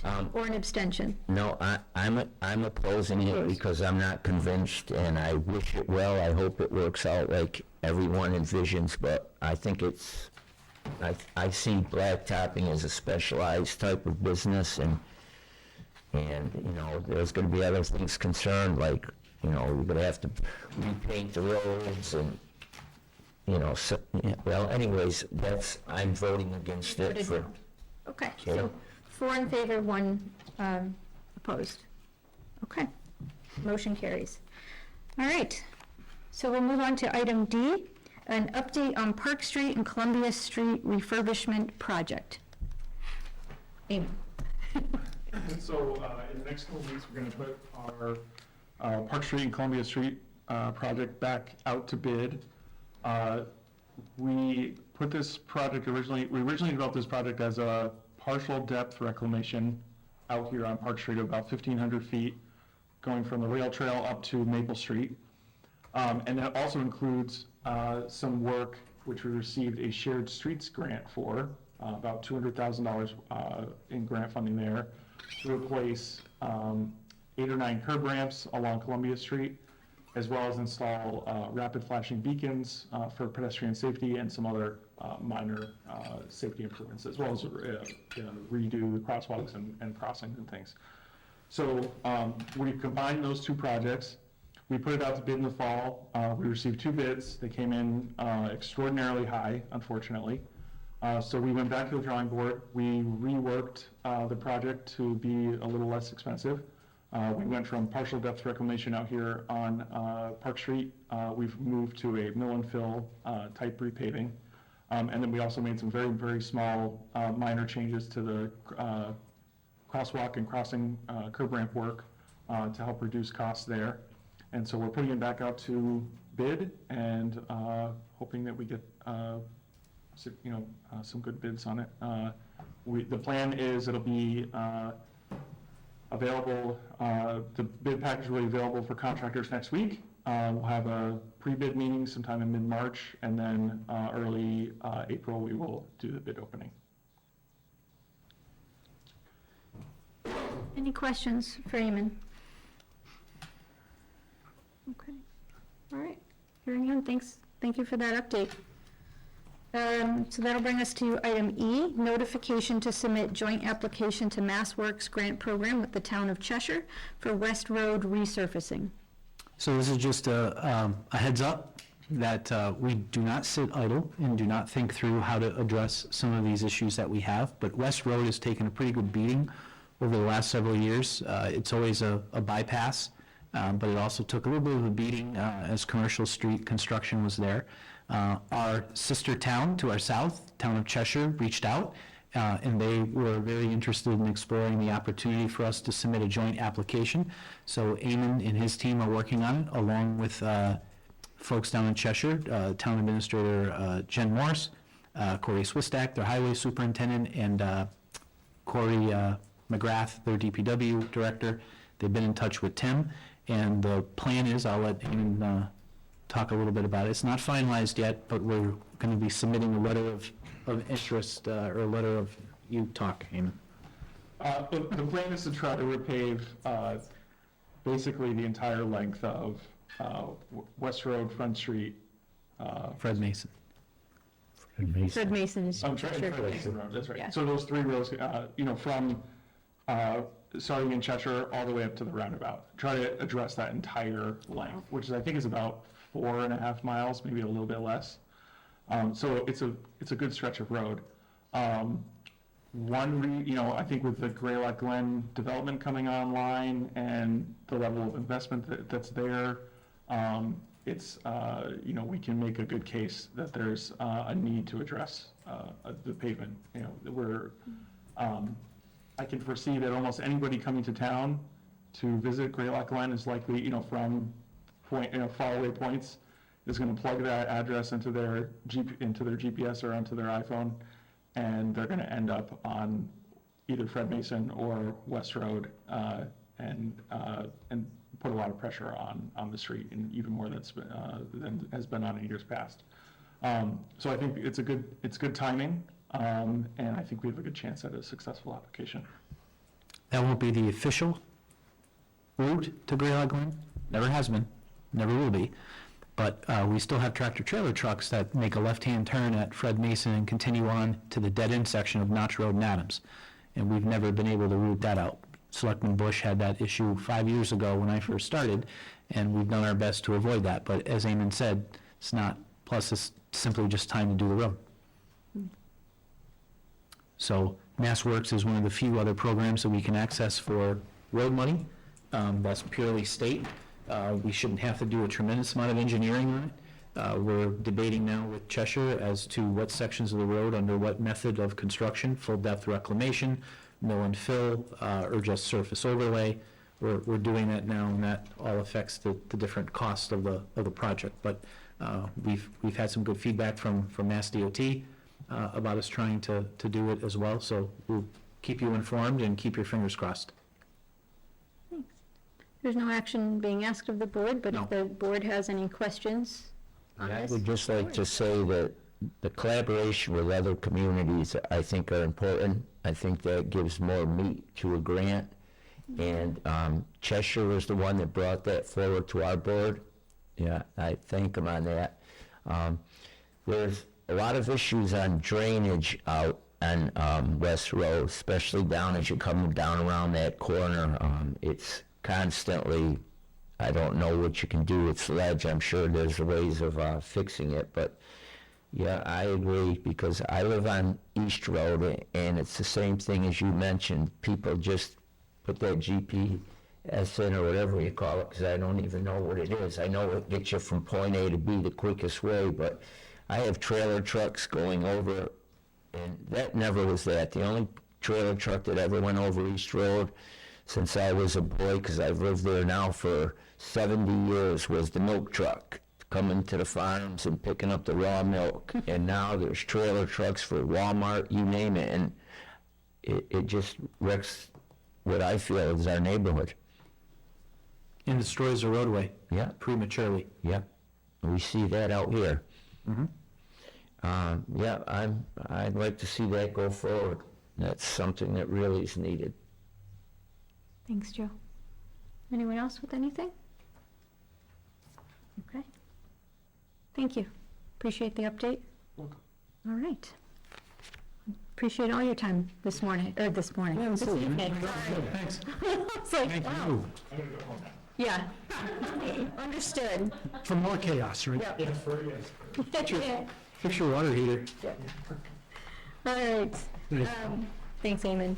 So item F on our agenda is a seasonal liquor license renewal request for Poseidon Coffee. We had anticipated handling the seasonal liquor license renewal this evening when we put this on the agenda, but since we had posted the agenda, Mr. Fiorentino did indicate that he will not be renewing his license, or his lease with the town to operate the kiosk, and therefore he would not be asking to renew his license.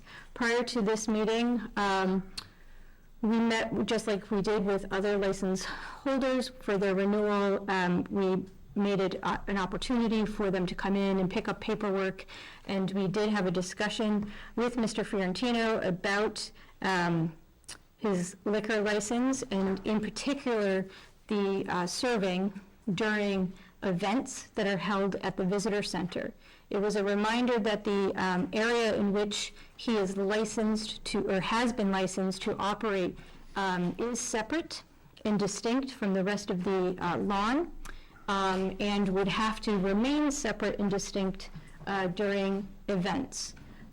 It did come up during 2 events last year, which Mr. Fiorentino corrected during the event, and therefore no further notice was needed, but it was a conversation we were having with him to remind him of that. We did encourage him to call the ABCC to get that advice and that information directly, which he did.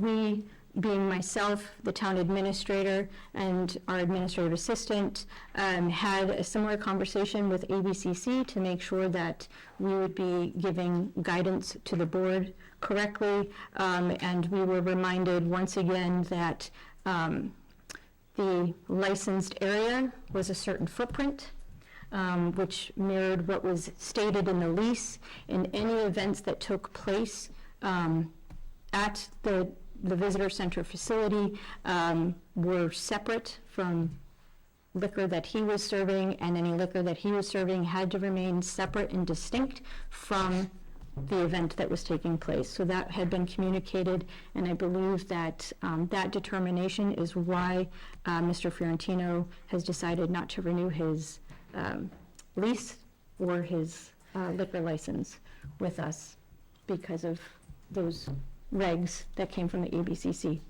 And I will ask Jay if I have missed anything or misstated anything from our research. I've been managing the contract, I think this would have been his 3rd year. In terms of the operation without the liquor, there were no issues with Mr. Fiorentino. There were some issues with the visitor center locking and, normal usage of the building, but that wasn't of anything intentional. Mr. Fiorentino was, by all accounts, a good leaseholder to that property, and the fact that you could walk up and get a coffee was well received by the public. It added a lot of vibrancy to the area, and we were very happy to have him, and myself and other folks communicated that to Mr. Fiorentino. We were happy to have him. In fact, it was so popular, we've received at least 1 or 2 other inquiries over the last year. If somebody else could put a small kiosk or something there, and obviously there's only so much space, so we had to say no, but there was interest in it. I want to be very clear that the only reason in our assessment as to why he is not going to renew his lease is simply because of the liquor sales, and the liquor sales specifically during other public events happening on the visitor center grounds. All the ABCC requires is that a single demarcation line is made, and he was doing that with those expandable ropes around a certain area with 2 picnic tables. Whether there's an event going on in the lawn or not, per his license and per ABCC regs, those ropes have to stay up. That is something that Mr. Fiorentino made very clear he did not want to do. And we have no authority to waive that at all. He was told if he wanted to, he could certainly come and petition that. We've put him in touch with the proper individuals. So I just want to be very clear before misinformation gets spread. That is the only reason. Mr. Fiorentino was paying the town $750 a year for having the kiosk on the property. That was covering any additional cost for the town, plus some income for it that was going into the visitor center building fund. And he was using the dishwasher in order to comply with the health code, because the ABCC required the liquor to be sold, delivered in glass. And he was being charged use of the dishwasher, coordinating that with Council on Aging. Council on Aging had no issue with it. He was a great partner. He was complimentary. He was very generous. He actually offered money to the town to build a gazebo. Well, as we said before, you can't just go to Home Depot or Lowe's and get a gazebo and go pop it up on public property. We couldn't do that. We explained that to him, but we thanked him for his generosity. So on the one hand, we're sad to see him go. There was a lot of vibrancy there. I'm hopeful that he proved a concept and we'll get some other interested parties. But again, this issue is very simply a liquor issue with a restriction required by ABCC rules that Mr. Fiorentino just simply didn't want to abide by or didn't understand. And we're disappointed in that, but that's the way it is. So that's why it was on the agenda tonight, the way that you see it. But he communicated to Ms. Hampton that he does not wish to renew. So we have an email into him asking him when he intends to remove his property from town property. Yeah, through the chairperson, I kind of wish him well, but as you all know, I just didn't think that that was the right place for it, particularly the word establishment. And he couldn't have made it, because he had promised when there was events going on that he'd have someone there beside himself watching to make sure that things were done properly. But in any type of business, if you have an extra person, a lot of your profit goes away. But I wish he would have kept the coffee there. But Me too. yeah, I just didn't think it made sense to have alcohol in that particular area. So it's not, I told you so, but that's just was my gut feeling from the beginning. That's all. Well, he'll certainly tell you that, we tried it, to allow him to try it. So he certainly can't say, we didn't try it, we tried it.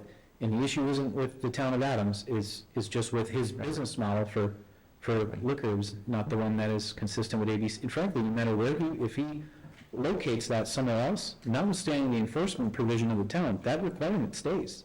That's a state requirement. You have to have a demarcated area for it. And again, what are we talking about? He was open generally April, I want to say, probably through the fall. Mm-hmm. How many public events did we have on the visitor center alone? You had Ramble Fest, movie nights, and we had the public concerts. So at the end of the day, there was more opportunity for him simply to sell coffee. And he'll tell you that he sold ample alcoholic beverages. And all the ABCC is asking, all the town of Adams is asking, is that when you did purchase that beverage, you stayed in that demarcated area. That's it.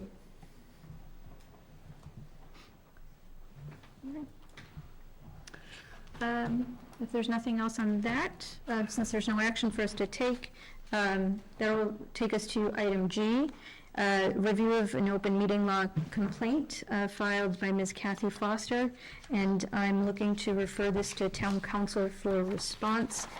This is an open meeting law complaint that we did receive since our last Board of Selectmen meeting.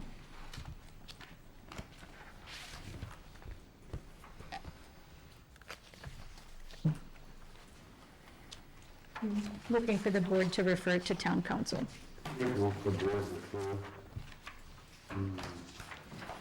Open meeting law complaint to town council. I have a motion by Rick. Do I have a second? Second. Second by Howard. Any discussion? Yes, Joe. it's not a discussion, it's just a question. Is there any time that needs this to be done when the complaint was filed and when there comes to some type of a conclusion? Is there a need to do it in a reasonable amount of time, or is there a time frame that there has to be a decision rendered? There is a time frame, as stated by the Attorney General's office, that town council would abide by. Okay. Other questions? Hearing none, all in favor? Aye. Anyone opposed? Or an abstention? Okay, that is unanimous. The next agenda item is a notice of a change in agenda format. As the board is aware, we have had a number of open meeting law complaints over the last couple of months. And so with that in mind, I did update my open meeting law training, which I did a couple of weeks ago. And in that training, there was some discussion about tightening up agendas. So what I'm passing out to each of you is what I believe will be, this is what you will see the agendas look like going forward. So what is in front of you is a draft agenda with none of the items underneath the headers for our next meeting, which would be Wednesday, March 20th, 2024. This was considered best practices as part of the training that I did attend. The agenda would now have the following headers: Similar to our current agenda, we would have a call to order, the Pledge of Allegiance, approval of minutes, public comment. We would have an item in there for old business, followed by new business. And then item number 7, you will see, is future agenda items. This is a section that, under announcements and good of the order, we should have been using that space to really talk about future agenda items, what we would like to see talked about, and so forth. So that would be where, members of the board could talk about, I would like to see this on an upcoming agenda, and we can get that on a future agenda. Then you would see executive session and then adjournment. So what has been removed from the agenda as subheaders are subcommittee and liaison reports, and announcements and good of the order. My request to board members would be, if you have something that you would have normally talked about under subcommittee and liaison reports or announcements and good of the order, that you get that agenda item to myself, the town administrator, and our administrative assistant the Thursday, no later than the Thursday before a meeting, so that we can get it properly posted on an agenda. I say Thursday because we do typically have quite a few Monday holidays, which forces us to post an agenda on a Friday, so that Thursday cutoff is just a good practice for us, to keep that in mind for getting the agendas posted. So I wanted to let everybody know of that change, and then also ask for your cooperation in getting agenda items to us so that we can get it posted accordingly. You will also see on our agendas going forward that we are stating that the meetings are recorded and televised live. It is to also help communicate to our residents where they can find the live broadcast of this. It is also a good reminder to me as chair to state that the meeting is being recorded, so that I'm notifying everybody here. So that's why you're seeing that as a footer on all of the agendas going forward. So any discussion on that?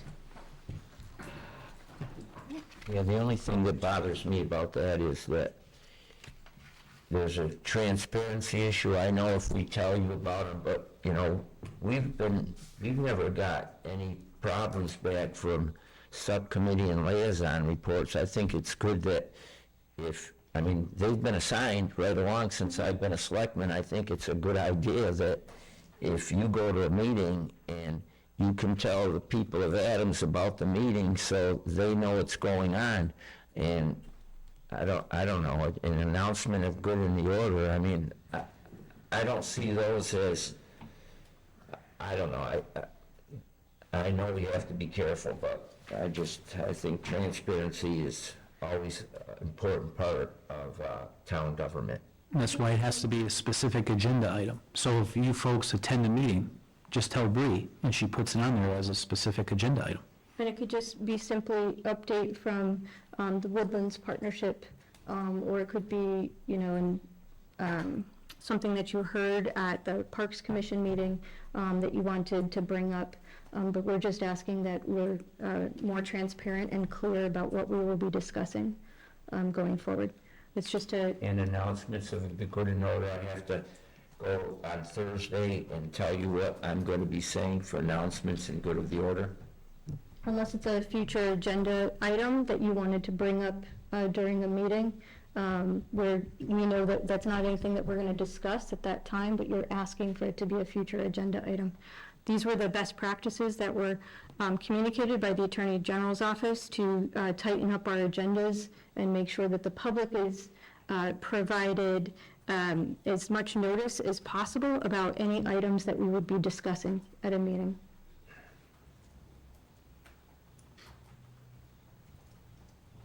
So, thank you.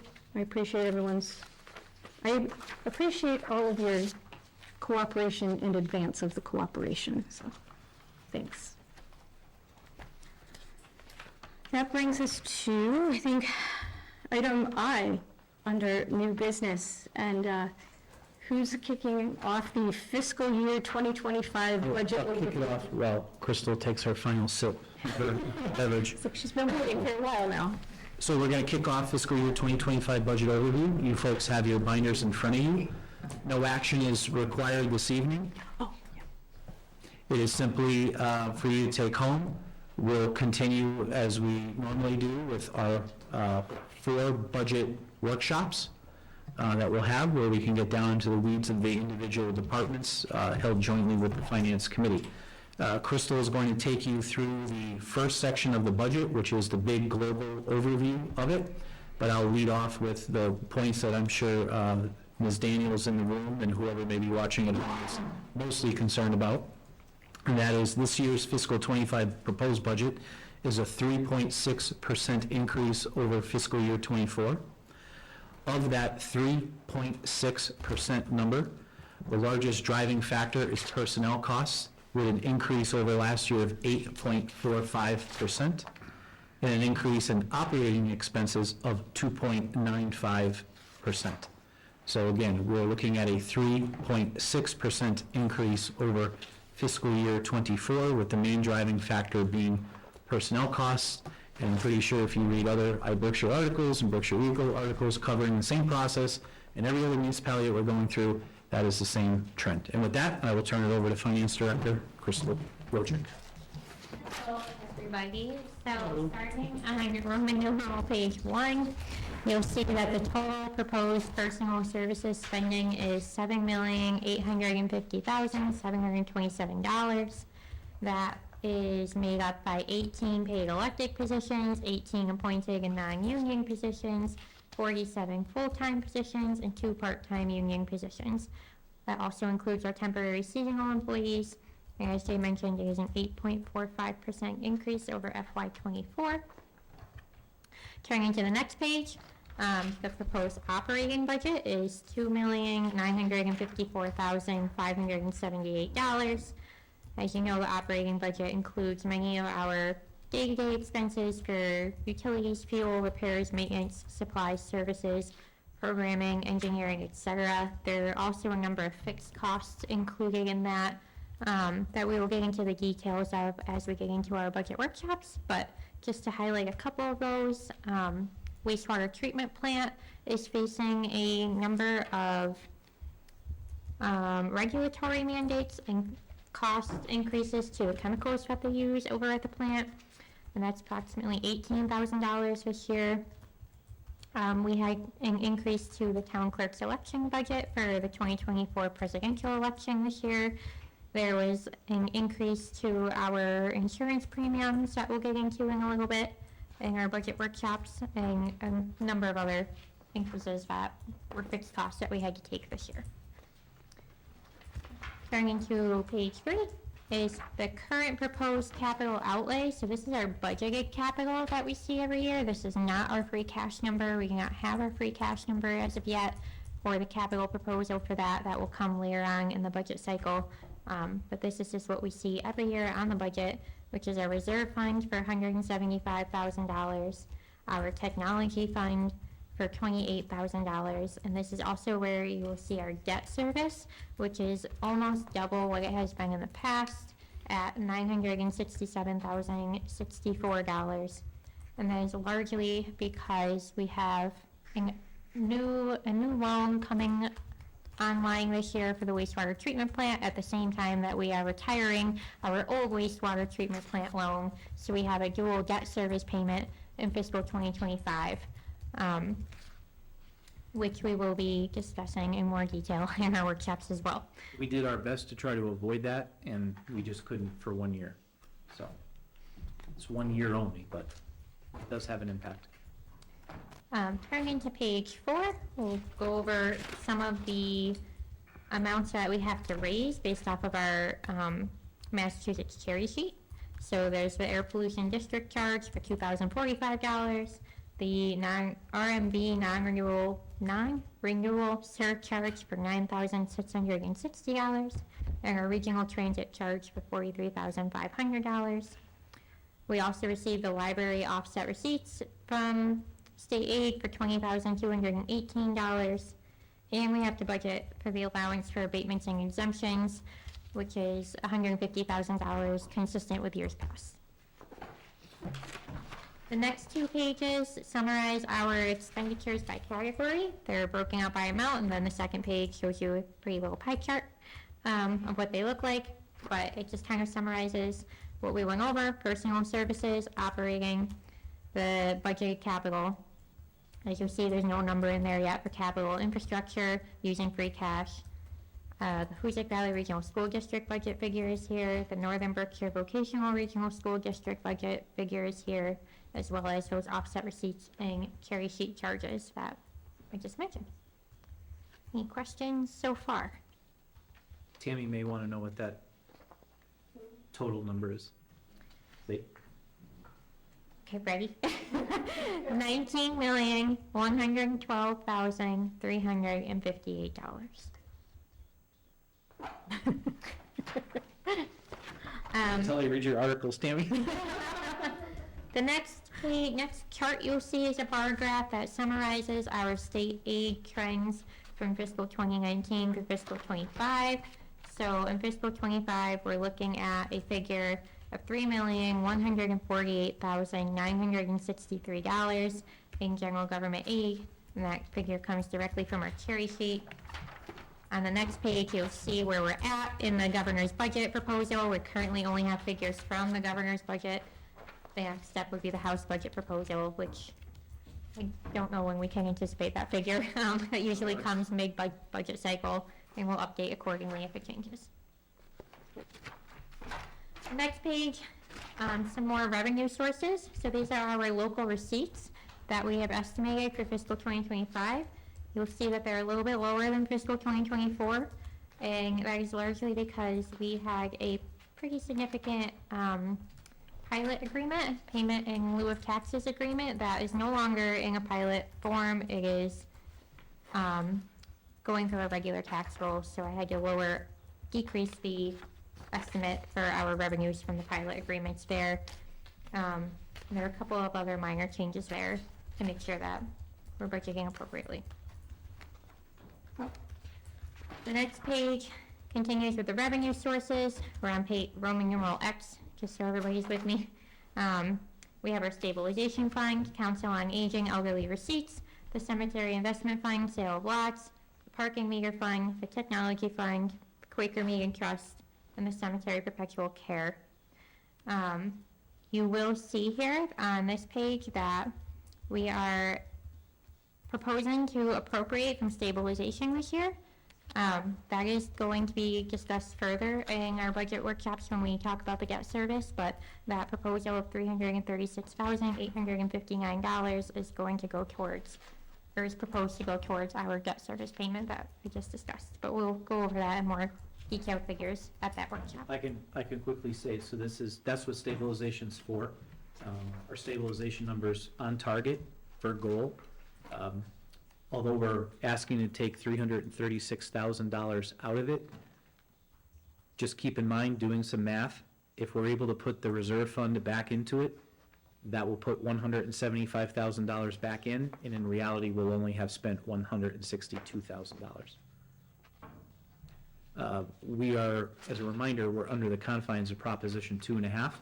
So the technique of using the stabilization fund in order to pay for that debt service allows us to naturally increase some of our operating costs and absorb the personnel increase costs without having to get to the levy limit, or otherwise eliminate those choices to put in the budget and allow us to make room for the debt service.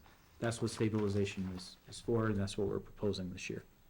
We have not touched stabilization in at least our research shows 10 years. From what I can see. Next page talks a little bit about the levy limit. So walk you through how we calculated this year's figures. So the FY 2024 levy limit, exclusive of the Prop 2.5 capital override, was $13,639,684. 2.5% of that is $340,992, which would be our addition for fiscal 25. We also budget $25,000 as an estimate in new growth. We use $25,000 to be consistent with past practice. So that gives us an FY '25 levy limit base of $14,005,676. The proposed tax levy in this FY '25 budget is $13,959,096, which leaves us with a levy capacity of $46,580 at this time. Next page is similar to pie chart you saw before, but this time we're looking at revenues. So it's just going over everything we just discussed and putting it into a picture for you to see what makes up our revenues in the budget.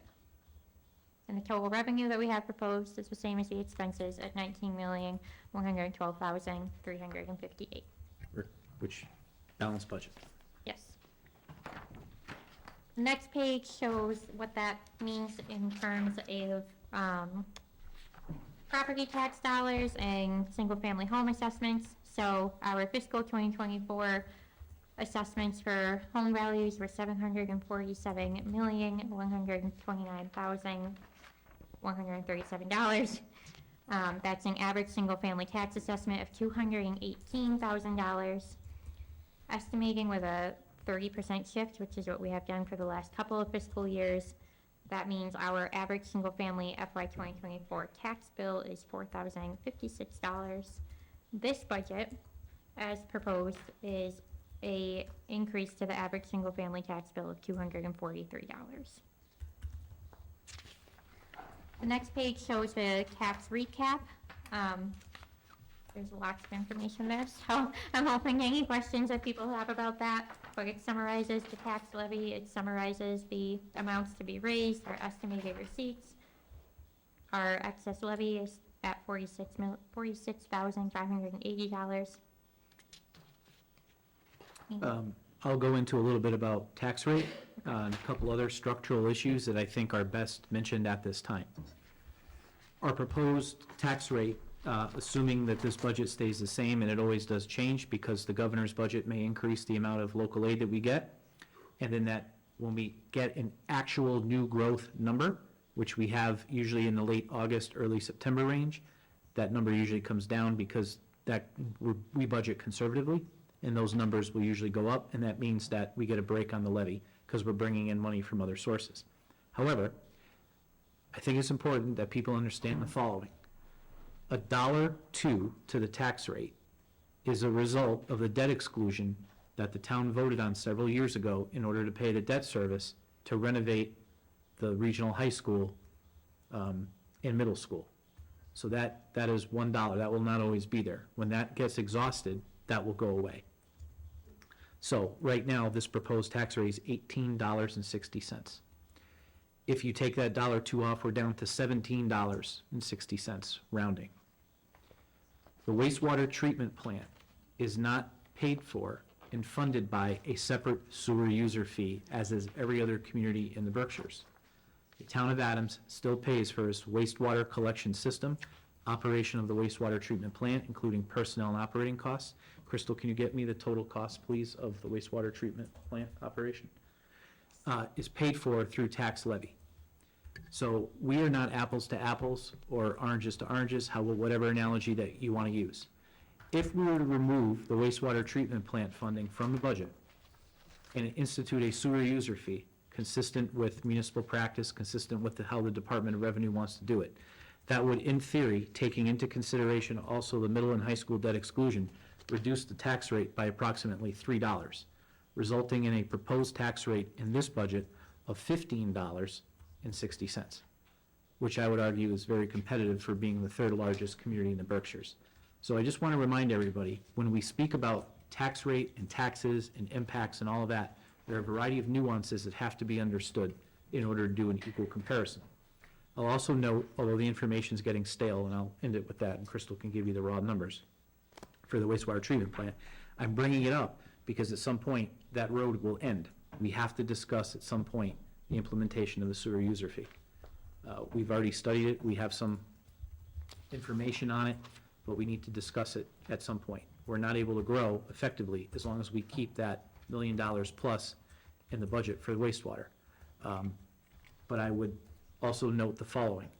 Even with the wastewater treatment plant in the budget, Out of the 351 cities and towns in the Commonwealth, according to the DOR information, last year, town of Adams had the 331st lowest single average family tax bill, just using the data points that the DOR puts together. Also, within the county, we are nowhere near one of the highest single average family tax bills. And forgive me, I don't know the actual, there's about 35 communities, give or take, in the Berkshires. We're the largest town. The single average family tax bill is nowhere near the top. We're about middle lower of the pack. So those are just some comparison and data points to keep in mind. And we'll be talking about this as we go. The department heads and I met this morning. We went over the same information, same data, and we had the same conversation. So that's how we're looking for fiscal '25. Crystal, do you have that? One moment, I will have it momentarily. Oh, I didn't talk enough, I didn't give you enough time. Now we have the awkward pause, the awkward silence. A little perplexed, Howard, can I answer your question while we wait? Yeah, that'll speed her up. I was actually thinking of a way to raise money from the trucks coming on East Road. Wait, the toll booth up. What's that? A toll booth? It's a truck, aren't roads rated at maximum load, and that, can East Road even withstand those heavy trucks? I think I just the can't bridges answer that are. question. The bridges are, right. Yeah. Part of the reason why you see Park Street the way it is that it's not the road surface, it's the undergrade that is the problem. Now, the problem is engineers. Back in the Roman times, they didn't have engineers, but yet the roads are still standing. So we ought to shoot the engineers. Yeah, get rid of the engineers. Aren't you an engineer? I think I'm sitting between two. Oh. It's like- Got tracked in. You know, in product development, there's a phase when the engineering is done and the engineers have to take their hands off their tinkering. There comes a time in every project where you have to shoot the engineers. So Wow. in manufacturing, that's a well-known concept. That's why I didn't say anything. I was just sitting here like, wow, I feel like I've been targeted now because I'm sitting with two engineers. Okay, so for wastewater treatment plant, the personnel costs are $553,432. The operating costs are $406,025. The debt service is $377,597 for a grand total of $1,337,337,054. So $1.3 million to operate the wastewater treatment plant. So that's $1.3 million we have in the operating budget that we can't pay for other items, including capital items. So every other community will raise that amount of money. Now, last year, remember at town meeting, we created the enterprise fund. So the way that we should be structured is we have an enterprise fund. Water district is set up this way. You bill based on your usage. Folks pay that bill and it stays in the enterprise fund. The sewer bill will pay for all the costs associated with that money. It'll raise enough money to pay for that $1.3 million. At the end of that given year, that money stays with the enterprise budget, and that can be appropriated like free cash for capital improvements at the wastewater treatment plant. The concept is the wastewater treatment plant will pay for itself using the sewer user fee and never impact our limited capital dollars and not impact the tax levy. Right now, people are paying for the wastewater treatment plant. If you discharge into a septic system and you own a home, you're paying for it. And there's an argument to be said that maybe they should because it benefits the community, makes us attractive, healthy, clean water community. That's an argument that we can discuss at another time. But at any rate, if you discharge into the septic system, right now, you pay for the wastewater treatment plant. Number two, if you own a home and it's assessed at $218,000, but it may just be you there and you use maybe very limited water, you're paying a portion of that wastewater treatment plant on the basis of your assessed value of your home, not actually how much you use the wastewater system or drinking water. So a single family home, if it's assessed about $300,000, a portion of your tax bill goes right to that wastewater treatment plant, but not in a proportion of which you use it. If you own a multifamily home with multiple people living there and using the system in depth, you're paying less because your assessment is probably lower than a single average family home in a more residential neighborhood. So that's the way it's explained to us by the Department of Revenue, Ty and Bond, and when the time is right, this community has to have that conversation and we have to roll it out and explain it. Because one of the reasons why we have to use stabilization this year is we don't have enough room in our budget to allow for these, the 2.5% that was set by Prop 2.5 circa 1980 was a lot more than what it is now. So as you can see, we can only grow this budget by $300 and something thousand. Now, once again, we were able to give the town a pretty good budget this year, maintaining our level of services, add a much-needed person to DPW. We're not cutting any services, we're not cutting any positions. We're able to do that and still leave $50,000 on the table that we could tax. But we can't guarantee year over year we'll always be able to do that, because we're just not structured the right way like every other community, and appropriately so. So I know that that's a lot to absorb, but I just need to prime everybody, we feel, on this conversation that we need to start having. Proposition 2.5 has a significant limitation on a community's ability to absorb costs, because the first thing we do is absorb fixed costs. So there were a lot of other discretionary funds that we wanted to put into the budget based on feedback that we get year-round, feedback from department heads that we want. We wanted to put demolition money into this budget. We wanted to give Jerry Garner about $100,000 or so plus and go tear down some buildings around here. We can't afford it. We wanted to put money into the budget this year in order to have chemical vegetation control. Notwithstanding the argument about that, but that saves us time, labor, and materials to go do that, and is permitted by the state. We weren't able to afford that this year in the budget. So there are limitations to Prop 2.5, and we aren't able to do everything that we want to do, which results in very hard conversations about how do we want to spend hard-earned taxpayer dollars. And having the wastewater treatment plant paid for from the tax levy restricts our ability when we have another revenue source that we can do that. Generally speaking, people aren't going to pay any more than they pay now, just in a different method.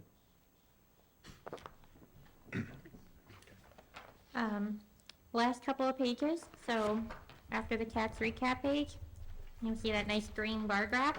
I'm very excited to say it. This is my first bar graph I've gotten out of my new budgeting system, ClearGov. We're finally up and running on that fully.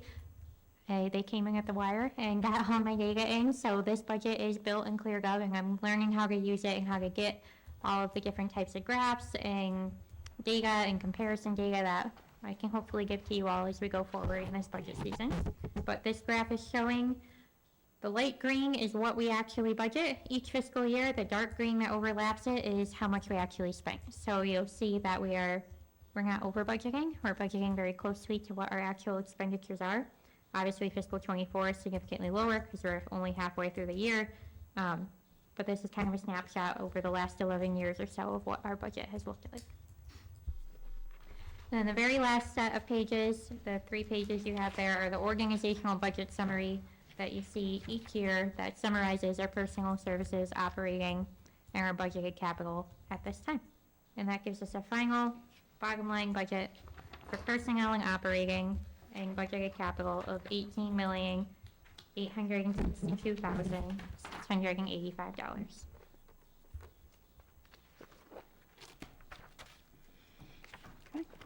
All right, thank you. So I will point out, I know that there's a few unknowns still.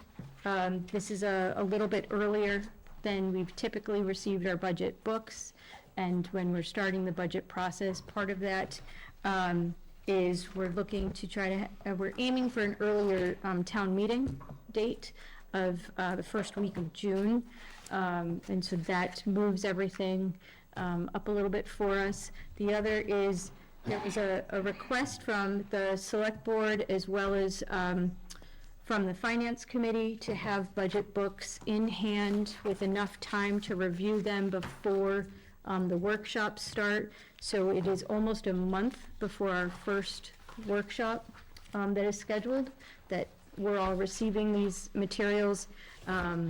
We have our first budget workshop on Tuesday, April 2nd. The second one is Thursday, April 4th. Then the following week is Tuesday, April 9th, and then Thursday, April 11th. So the intent was to allow everyone to, get this overview here where we're still, waiting to get a few numbers that we hope to have in place maybe for April 2nd, fingers crossed that we get some of those numbers, but that we would have some robust discussion at each of those workshops. So I wanted to just make that known to everybody, and I do want to thank the staff for getting everything to us earlier than we have typically received them. One request I do have, and you may have provided this, but if not, at our next meeting for March 20th, if we can have a list of the departments that we're meeting with on those particular days. So I know that we were told back in January when we got the list of meetings that the April 9th meeting, which is our third workshop. Yeah, I can give you is that with now the verbal. schools and public services. So starting chronologically, on Tuesday, April 2nd, Joint Budget Workshop, Department Reviews.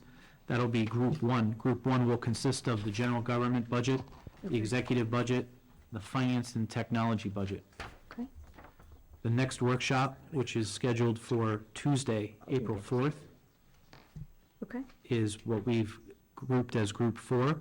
That will consist of the Greylock Glen operating budget, community development budget, Department of Public Works, and the wastewater treatment plant. On Tuesday, April 9th, that is correct. That is what we labeled as Group 2.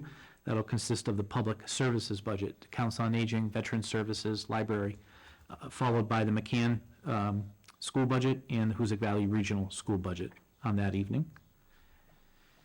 And then our last workshop on Thursday, April 11th, is what we've deemed internally as Group 3. And Group 3 will consist of inspectional services, public buildings, facilities, and the public safety group. Okay. Do we already have that information? You sent that to us? You do, but we'll resend it. No, it's okay, I'll just make Yeah. sure. You received it on January 11th. Yep. But we'll send it back out. Yeah, I'm happy to resend that so that folks have that schedule again. No problem. Yeah, and if we could have that as part of our official meeting materials for March 20th. Yeah. And it would just be the April schedule now Yes. with all of those. I'll condense it and Yep, that would be fantastic, because it'll also highlight all of our regularly scheduled meetings and what we're targeting for each of those agendas as well, in terms of budget approval, setting town meeting date, opening up the warrant, and all of the fun stuff that goes with it. So there's a number of deadlines that were set back in January that we're trying to adhere to. So, Thanks to Madam Clerk, that keeps us on path and on track. that she does. So, but are there any general questions with that overview? Or things that the board is looking for? You know, I think that the binder, just if you want to talk through like how it's organized so that board members will know how to find things, and then if they don't see something there, how they can request it. If you could course. talk about that. So each tab matches the groupings that Jay just mentioned, and under each tab there was multiple departments that fall into that grouping. But for example, under executive, you'll see the selectmen's budget, and it's organized as a personnel page. The following page is the detail of each individual in that department. And then if there's an operating budget for that department, you'll see the operating, and if there's a capital budget for that department, you'll see capital. It's consistent with how we've had it in years past. The budget pages do look a little bit different because of the new budgeting system. They're also likely to change again next year, but after we go through an upgrade. But this is what we have for now. And if there's anything specific that the board would like to see, I would just ask that you funnel it through the chair and compile a list for me, and I will happily get you that information. So I have a question, just to start, what I'm looking for, page 14, the information in regards to the average single-family tax assessment. 218,000 is what's there for now. The shift to 30%, which is normal, what we do in October.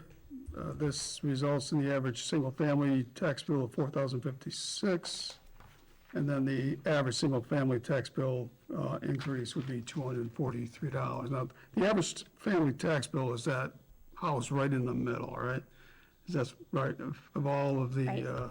residents, that's the house in the middle? That's correct. And with this new software that you have and charts that you can generate, I'd be interested in over the last 10 years, the average single-family tax assessment, 218,000 at beginning of budget.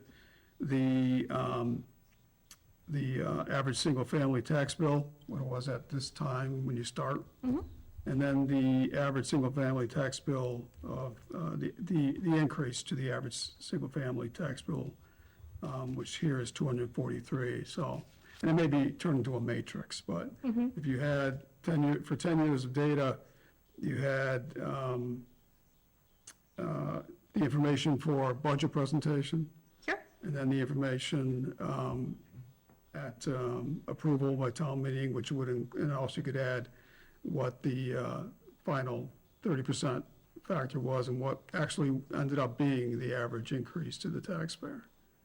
I just want to see that trend over 10 years of what the average increase to that taxpayer. And then then the caveat or the discussion would be, does the average single number for the family tax bill, like this year's 4,046, does it mean the same thing over each year? It's, it's the same. And, I don't know if it is. There's probably factors involved and all that, which probably just may blow this all up. But I just want to start with some kind of a history of over the last 10 years of what the increase to the average family was. And if you could put the inflation rate on that chart, that would be helpful too. Yeah, I was going to say that too. The inflation rate Sure, would be great too. That's all I have. I'll see what I can do. All right. Thank you. I just have Sure, Joe. a question. I know our health insurance has gone up quite a bit. Do they give you ample time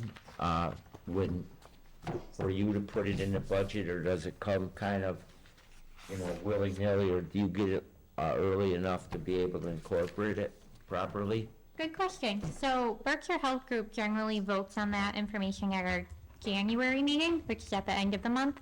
And it's usually right about the time that I'm working on the personnel budget. So it's a pretty convenient time for me to get it. Good. And the numbers that go into the budget are actual accurate health insurance figures. Okay, good, because that's what makes budgeting tough. A lot of things, we don't even know what we're going to be getting, from the state, so Yep. I'm glad that comes at the proper time to help you out, Yes. because that's a big bite.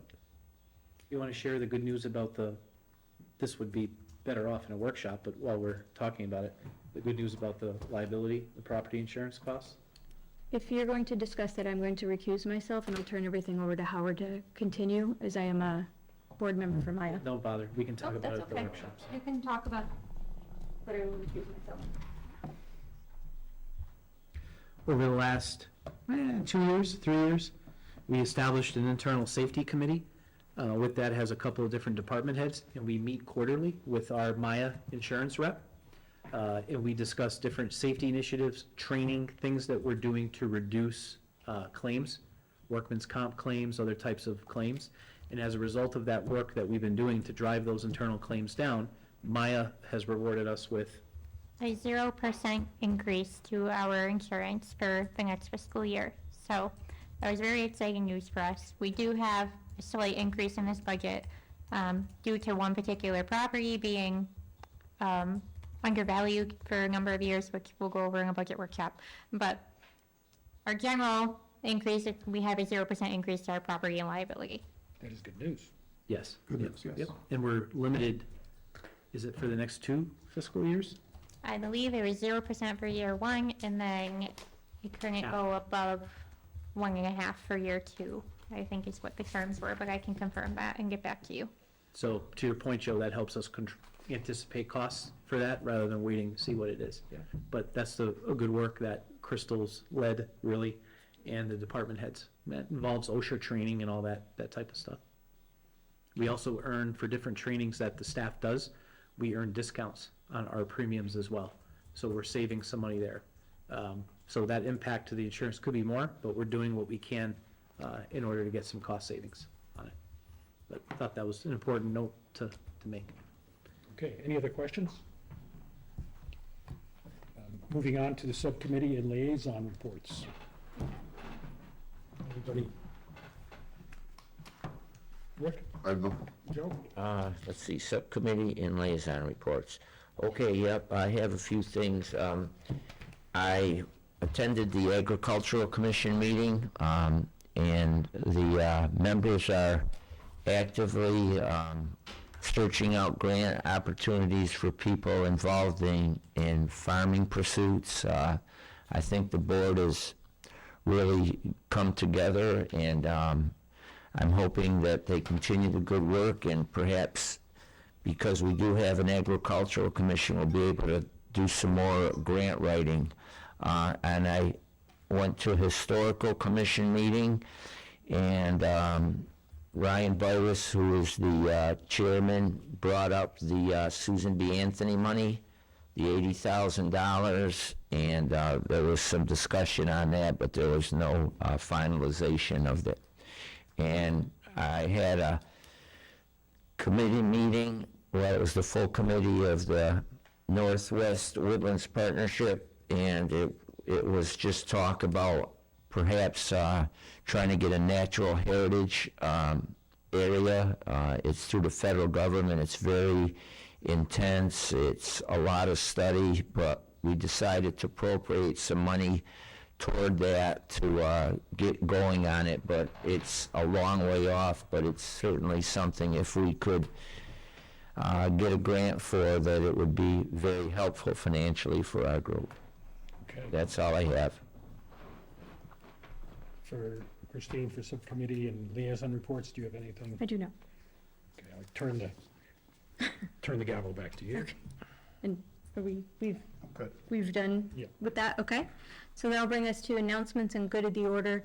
One item I do have is a possible future agenda item. When we all came into the room this evening, there were flickering lights.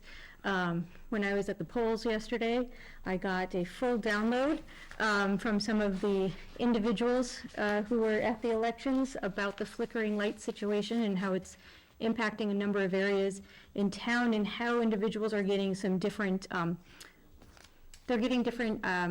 reasons as to why there are flickering lights when they are getting a response from National Grid. I know our town administrator has reached out to National Grid, but it might be something that we need to invite them to come to a meeting and talk about, or at least get an answer about it that is satisfactory.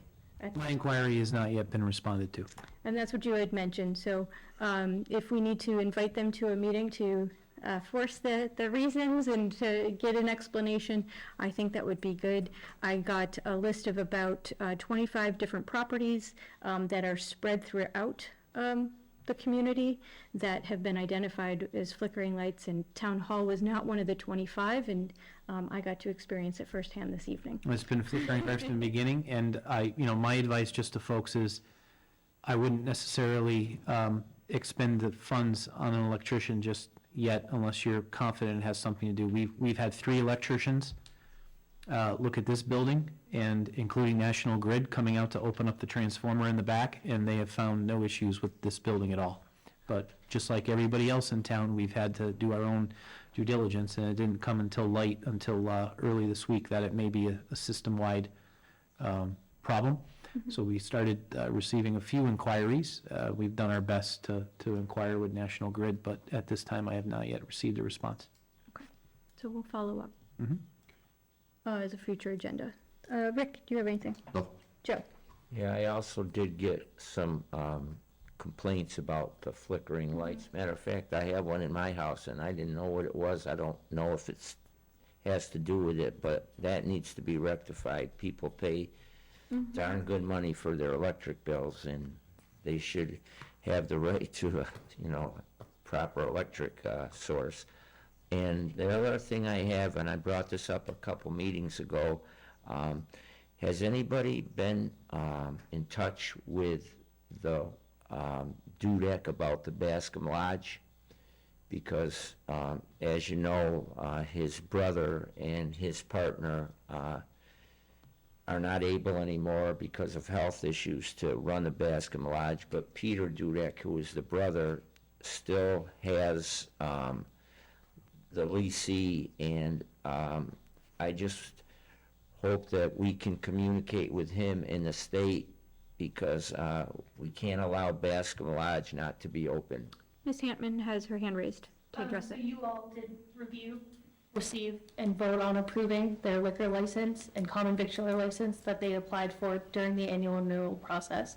I actually heard from Mr. Duda today, asking a question about serving sake, because there's some weird regulations about whether or not it's a wine or a beer, and I had to look at a couple different, I learned a lot. It was a really interesting thing, actually. I digress. Yes, I've been in contact with them. It seems like they're anticipating opening based on the fact that they're even going down to what sort of alcohol they can serve under their license. That's good news for everybody. Yeah, keep your fingers crossed. Yep. Yeah. Thanks. Anything else, Joe? No, that's it. Howard? Just a general comment on light flickering. More and more people are getting LEDs, which are light emitting diode lights, which is a very different technology than incandescents, and they're very, very sensitive to voltage fluctuations. So when you have any kind of a grid issue, the LED lights will show that there's a voltage fluctuation in the system. That's, so National Grid needs to be involved in rectifying that. I just have one thing, and I can request an agenda item at this point. Yep. The Blue River House, I call it, down in the Grove, that's across from the old Mullen Mayflower, which has a new name, I think.